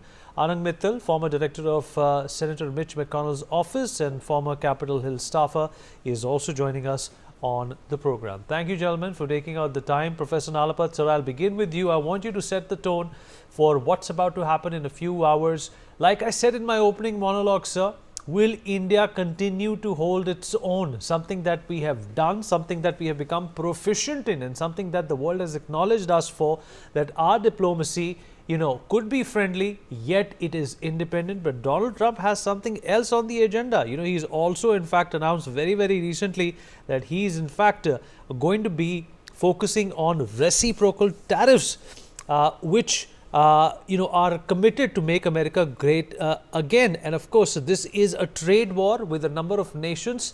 Will India also be, caught up in these tentacles? Look, Vineet, the fact is that the President of the United States has got a basket of issues that he has to tackle. He has to tackle the Ukraine issue. He has to tackle the issue of the U.S. economy, and he has to tackle other matters which relate to the functioning of the White House and the presidency. And he's got a very strong test in 2026, because if he does badly in the intervening 1.5 years, then the Republicans are likely to lose control of both the Senate and the House. So that means he's going to be left with a lame duck administration for the final 2 years of his term. Now, the fact is, India under Prime Minister Modi can be of immense help in many ways. For example, the Global South. For example, when we are talking in terms of the Ukraine conflict, because of his good relations with President Putin, there are many ways in which India can be helpful. And I think both Tulsi Gabbard as well as J.D. Vance, both of them are they have both met Prime Minister Modi and would have, to some extent, understood his mind and gauged his thinking, and they briefed President Trump on that. So my point is, will President Trump take a very narrow view, tariff, or will he take a broader view and look at the whole gamut of issues that India is essential to, including the security of the Indo-Pacific, including security against terrorism and other matters, including, for example, ensuring the Global South does not become a Chinese village, or the South China Sea does not anymore remain a Chinese lake, which is what unfortunately has become over the past 15 odd years. So I think if he looks at it from that angle, there are many issues on which he can rely on the Prime Minister. The Prime Minister is very clear about many matters. For example, defense. I see immigration, of course, is not a problem. So long as they're Indian citizens, the government of India is ready to accept them. And that has been made very, very clear by no less a person than External Affairs Minister Jaishankar himself. As far as defense is concerned, if the United States defense companies were to situate some platforms in India, then they would be cost competitive. And very importantly, Vineet, we would like to have certain protocols in place, certain protocols to be signed, which will enable us to ensure access to the best in US technology, including in defense. The Russians are going all out to offer us the top class technology, the Su-57. It's a 5th generation aircraft. The Americans have tepidly offered us a 4.5 generation aircraft. The reality of the situation is, if we are in a position where we can argue for a 5th generation aircraft for the Navy, etc., and also for a full-fledged security relationship so that the Indo-Pacific is protected. So I think if Trump gets the big picture, he is going to be quite accommodative and reasonable. He accommodates Prime Minister Modi in some ways. He accommodates President Trump in other ways. That is the art of the deal. It's never one-sided. A one-sided deal is no deal at all. It's bound to have a very short life. So I think the question is wide angle, or very narrow angle. And I would look at the next few meetings, I would say, to judge that. But if he looks at it from a wide angle, then certainly there's a lot on offer. And so far as defense is concerned, I don't think there's any problem in American defense companies situating in India and producing here as well. You can't just make everything in the United States, because then you're going to price it at a level that nobody is going to be able to afford it, least of all the US government, which is facing $38 trillion in debt. $38 trillion. And there are umpteen ways in which one can describe the United States as almost bankrupt. So the question is, in what way President Trump will view this extremely important meeting with the most important partner he has in a range of issues, including peace and security. Thank you, Vidhi. Absolutely. Mr. Mittal, if you can hear me, I'll come to you now, sir. I hope you can hear me.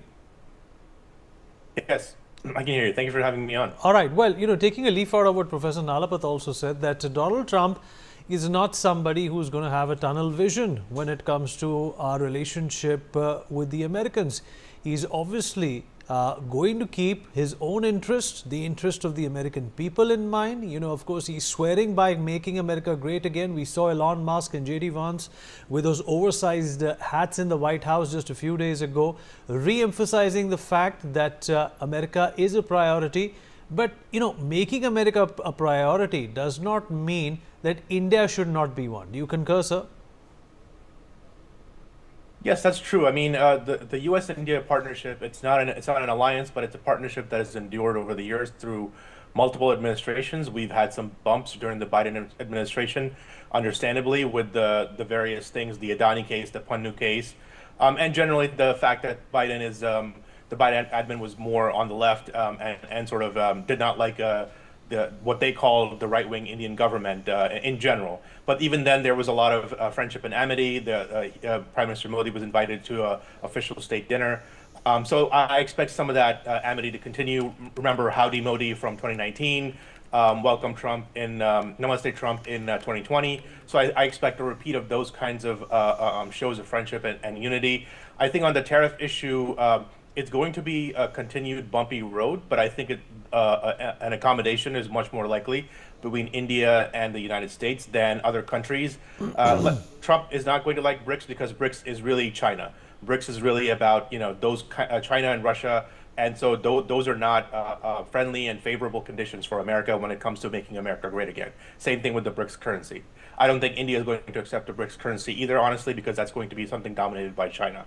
And so whatever bilateral relationships are going to happen, the talks that are going to happen today, they are mostly going to be, I agree, on defense and probably tariffs. But I don't think it's going to be as negative of a relationship as it has been with Canada and the U.S. or Mexico and the U.S. or even Europe and the U.S. Basically, every country that Trump feels is taking advantage of. Yes, he said some negative things about India when it comes to the economic relationship, but that does not mean that ideologically he does not. He recognizes somebody in Prime Minister Modi who thinks like him, who's an independent thinker. He respects people who respect him and also people who care more about their country than they care about some vague notion of international ideology, friendship and global friendship and those kind of things, which he thinks is a suspect way of cheating America on different kinds of things. India doesn't need things like USA. They don't need things like all the sort of left-wing things that Elon Musk is trying to overturn in the American government. India has no need for that. India needs defense technology. It needs critical technology. I think a lot of those kind of things are going to be the focus of the talks today. And again, I think there's going to be continued meetings like this down the line through the years, and it's going to be a much more positive relationship than it has been in the last 4 years at least. All right, valid points. Adrian, I hope you can hear me. Thank you for joining us. Pleasure to be here. All right, yes, I can hear you. It's important to understand what kind of a person Donald Trump is. Let's also put that into perspective, that he's an independent thinker. He does have a set of advisors, like every president and every leader does. But what has differentiated Donald Trump in terms of his presidential style, quote unquote, has been his independent thinking. And that's exactly something that India has also been known for, at least in the last 10 years, for our independent policy, regardless of what the world pressure or blocks may look like. Do you think this is perhaps creating or has created that conducive environment for, endless possibilities between these two nations? Great question. And I've always thought that the relationship between the United States and India needed to be a lot tighter along defense policy, along economic policies.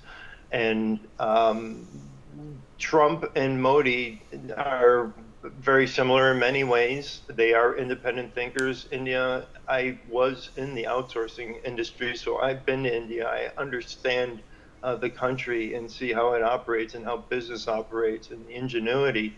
And we see the same type of thing in the United States. It's always seemed to be a natural ally of ours. And on the economic front and independent thinking, with Trump, he is an independent thinker. There's no doubt about that. But if you see the people that he surrounds himself with, he's getting a lot of different views and a lot of different, it's not an echo chamber. He's getting differing viewpoints until he finally comes down with a certain policy. So I know a lot of people think he's making knee-jerk reactions here and there, but they're not. As far as the saber rattling with tariffs with other countries, I just don't see it with India. The relationship's too important. There should be focus on issues such as I would look at like reinstituting and start revisiting the IMEC corridor, which was promoted by Modi in 2023 at the G20. I would start looking at also the military aspect, the technology aspect, so that we are working in synergy and understanding that a long time ago, our focus should have been on India instead of and pushing business to India and working with India instead of pushing business to China, which ultimately has come back to hurt us and hurt India at the same time. Absolutely, that's a solid point. Dr. Kohli, bringing you in now, of course, economically, India needs to get to that 5 trillion mark. India needs to become that third largest economy, and that is something that the Prime Minister has undertaken personally, right from Make in India to the digital revolution that India has seen and also exported to the rest of the world. Do you see synergies that India can offer to the Americans at this point in time if we are taking weaponry from them? What's that offer here from India to America? Good evening, Vineet, and to all my fellow panelists and NewsX viewers. I think this meeting is happening in an extraordinary situation because I've never been so anticipatory on the meeting between the two leaders. There have been trips earlier as well. It's not that Prime Minister Modi is visiting America for the first time or he's meeting President Trump for the first time. But what has transpired over the last few weeks, I think this is one of the most anticipated meeting, I would say, especially with regard to the, I call the new economic situation as tarified. It's not terrified, it's tarified. So with regard to the tariffs and with regard to the deportations, with regard to the defense deal, with regard to the new geopolitical equations which are now realigning after President Trump took over.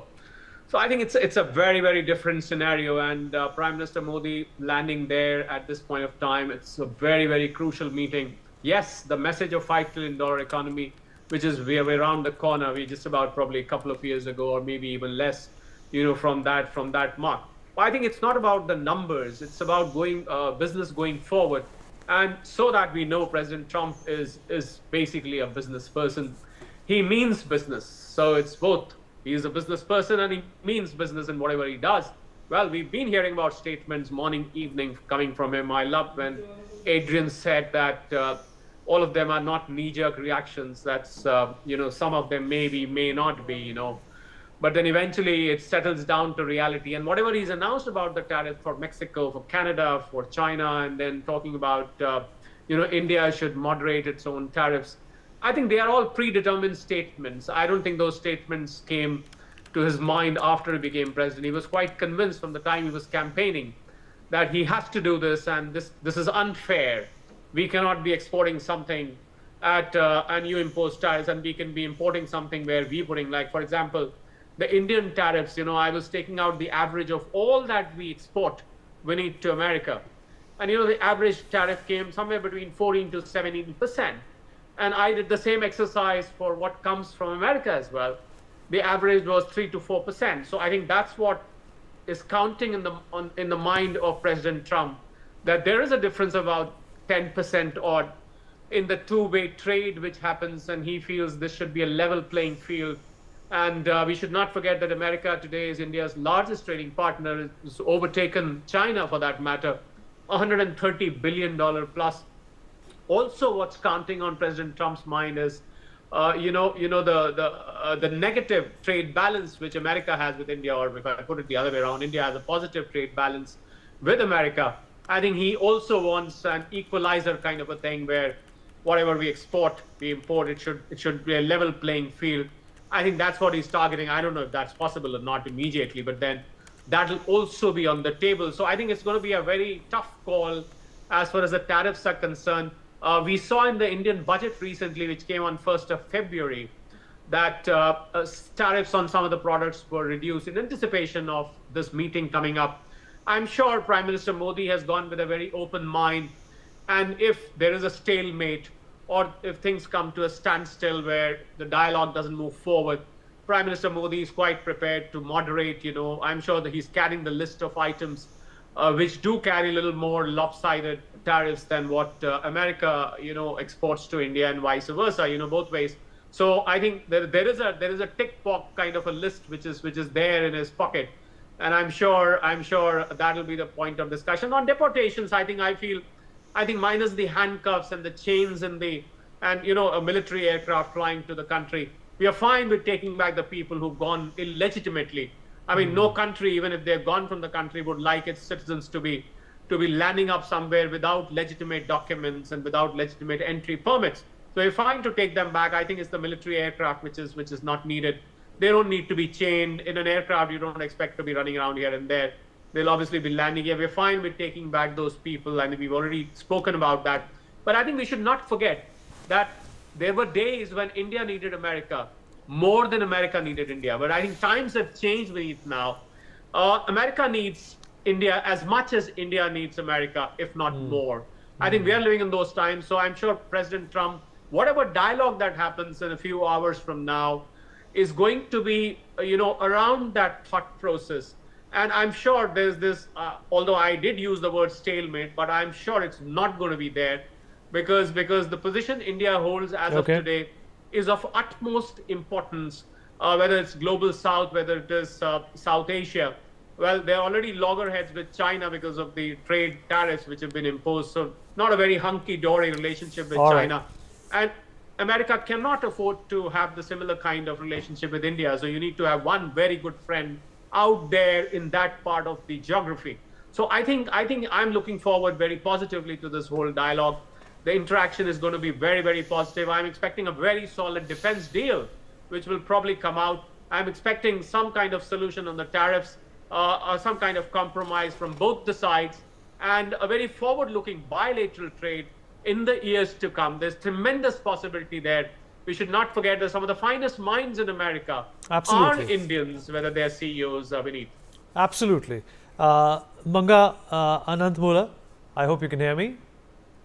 Yes, I can hear you. All right, ma'am, appreciate you joining us. Well, taking a leaf out of what Dr. Kohli said, well, Donald Trump is surrounded by people of Indian origin.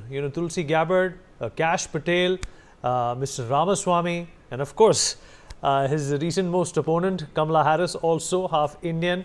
Does that have any bearing on any president? Obviously, there is a soft corner for those people who are part of the government towards India. But the fact of the matter is that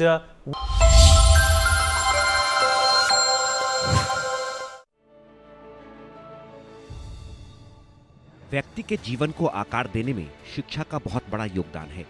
शिक्षा से व्यक्ति ज्ञान और कौशल तो प्राप्त करता ही है, उसमें आत्मविश्वास भी बढ़ता है। शिक्षा के जरिए व्यक्ति अपने लक्ष्यों को हासिल कर जीवन में सफलता प्राप्त करता है। शिक्षा के माध्यम से उसमें अपनी क्षमताओं का पूरा इस्तेमाल करने की समझ भी पैदा होती है। प्रधानमंत्री श्री नरेंद्र मोदी के नेतृत्व में गुजरात की डबल इंजन वाली भूपेंद्र पटेल सरकार शिक्षा के क्षेत्र में कई कदम उठा रही है। समाज बेटियों के सामर्थ्य को जानने में अगर पीछे रह गया तो वो समाज कभी आगे नहीं बढ़ सकता। आज जो बेटियों के एस्पिरेशंस हैं, आकांक्षाएं हैं, वो कुछ कर गुजरने का जो जज्बा है, शायद कोई भी हिंदुस्तानी गर्व करे ऐसा है, और उसको हमने अवसर देना चाहिए। मुख्यमंत्री भूपेंद्र पटेल ने राज्य में शिक्षा की गुणवत्ता और पहुंच को लेकर कई महत्वपूर्ण पहल की है। गरीब घरों के बच्चे भी शिक्षित हो सकें, इसके लिए गुजरात में कई योजनाएं चलाई जा रही हैं। आर्थिक तंगी के चलते लड़कियों को पढ़ाई छोड़नी ना पड़े और वो अपनी माध्यमिक शिक्षा पूरी कर सकें, इसके लिए भूपेंद्र सरकार ने पिछले साल मार्च में आर्थिक रूप से कमजोर लड़कियों की पढ़ाई के लिए नमो लक्ष्मी योजना शुरू की। कक्षा 9 से 12 तक पढ़ने वाली लड़कियों को आर्थिक मदद, 4 वर्षों में 50,000 रुपए की आर्थिक सहायता। तो नमो लक्ष्मी योजना हमारे मुख्यमंत्री श्री भूपेंद्र पटेल सर ने बहुत अच्छी योजना बाहर निकाली है लड़कियों के लिए, जो 9 से 12वीं तक की लड़कियों तक को दर महीने 750 रुपये का योगदान देती है। तो इस योजना के लिए मैं उनको धन्यवाद देना चाहूँगी। लड़कियों को शिक्षित किए बिना शिक्षित समाज की परिकल्पना नहीं की जा सकती। इसी मूल भावना के साथ तत्कालीन मुख्यमंत्री और प्रधानमंत्री श्री नरेंद्र मोदी ने गुजरात में शिक्षा के स्तर को धीरे धीरे बढ़ाने और बालिका शिक्षा को प्रोत्साहित करने के लिए कई योजनाएं चलाई। प्राथमिक, माध्यमिक और उच्च माध्यमिक शिक्षा के लिए काफी महत्वपूर्ण कदम उठाए गए हैं, जिसमें लड़कियों की शिक्षा के लिए एक नमो लक्ष्मी योजना है जो 9 से 12 वर्ग के छात्राओं को उपलब्ध है। ये स्कूल में छात्राएं का ड्रॉप आउट ना हो, इसके लिए ये स्कीम लॉन्च की गई है। नमो सरस्वती साइंस स्कीम है जिसमें ज़्यादा से ज़्यादा बालक साइंस के तरफ पढ़ने में आए। इसके लिए ये वर्ग 11, वर्ग 12 के छात्रों के लिए उपलब्ध है, जिसमें 25,000 तक की आर्थिक सहायता दी जाती है और नमो लक्ष्मी योजना में 50,000 रुपए की सहायता दी जाती है। लड़कियों की शिक्षा के प्रति प्रधानमंत्री श्री नरेंद्र मोदी के संकल्प को पूरा करने, लड़कियों को माध्यमिक और उच्चतर शिक्षा के लिए प्रोत्साहित करने के साथ ही गुजरात सरकार आर्थिक रूप से पिछड़े छात्र छात्राओं को विज्ञान की शिक्षा प्राप्त करने का मौका भी दे रही है। इसके लिए राज्य सरकार नमो सरस्वती विज्ञान साधना योजना भी चला रही है। नमो सरस्वती विज्ञान साधना योजना के जरिए छात्र छात्राओं को मदद, विज्ञान विषय में कक्षा 11 और 12 में पढ़ रहे छात्र छात्राओं को वित्तीय सहायता। योजना के तहत 25,000 रुपए की सहायता दे रही भूपेंद्र सरकार। गुजरात की भूपेंद्र सरकार इन योजनाओं को सफलतापूर्वक आगे बढ़ा रही है। नमो लक्ष्मी योजना के तहत कक्षा 9 और कक्षा 10 की लड़कियों को हर महीने मदद, प्रत्येक वर्ष 10 महीने के लिए 500 रुपए प्रति माह, 10वीं बोर्ड परीक्षा उत्तीर्ण करने पर शेष 10,000 रुपए, 11वीं 12वीं की छात्राओं को प्रति माह 750 रुपए, प्रत्येक वर्ष 10 महीने के लिए 750 रुपए आर्थिक मदद, 12वीं बोर्ड परीक्षा उत्तीर्ण करने पर शेष 15,000 रुपए। नमो लक्ष्मी योजना का उद्देश्य आर्थिक तंगी से गुजर रही लड़कियों को स्वावलंबी और आत्मनिर्भर बनाना है। इसी तरह से नमो सरस्वती विज्ञान साधना योजना का उद्देश्य विज्ञान विषय के लिए प्रेरित करना, छात्र छात्राओं को विज्ञान विषय में शिक्षा प्राप्त करना, विज्ञान विषय में उत्कृष्टता हासिल कर सके छात्र छात्राएं। शिक्षित गुजरात से विकसित गुजरात और विकसित गुजरात से विकसित भारत के सपने को साकार करने के लिए गुजरात सरकार मुख्यमंत्री युवा आत्मनिर्भर योजना भी चला रही है। मुख्यमंत्री युवा आत्मनिर्भर योजना के तहत उच्च शिक्षा हासिल कर रहे मेधावी जरूरतमंद छात्रों को मदद, agriculture, Ayurveda, medical education, nursing जैसे कोर्स के लिए सहायता, 10,000 रुपए से लेकर 2,20,000 रुपए तक की आर्थिक मदद, डीबीटी के जरिए लाभार्थियों के बैंक खातों में भेजी जा रही रकम। योजना के तहत कुल 2,40,000 से अधिक छात्रों को वित्तीय सहयोग। अब तक लाभार्थियों को 1,185 करोड़ रुपए से अधिक राशि ट्रांसफर। शिक्षा के क्षेत्र में सरकार की नीतियों और योजनाओं से प्रदेश का युवा आत्मनिर्भर बन रहा है। माता पिता भी बच्चों के भविष्य को संवारने के लिए राज्य सरकार की शिक्षा पद्धति पर भरोसा जता रहे हैं।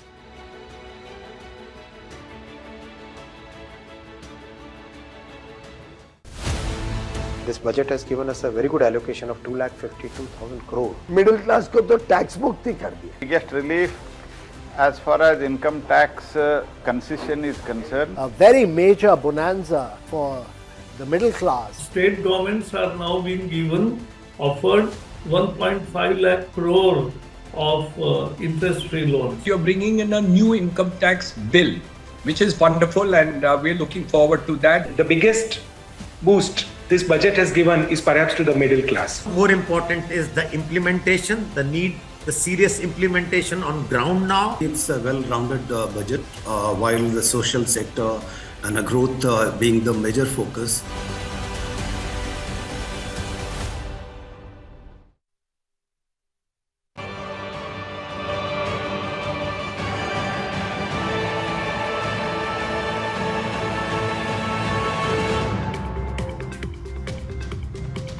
Welcome back. You're watching NewsX. My name is Vineet. Prime Minister Modi has landed in Washington, D.C. for the highly anticipated meeting with U.S. President Donald Trump.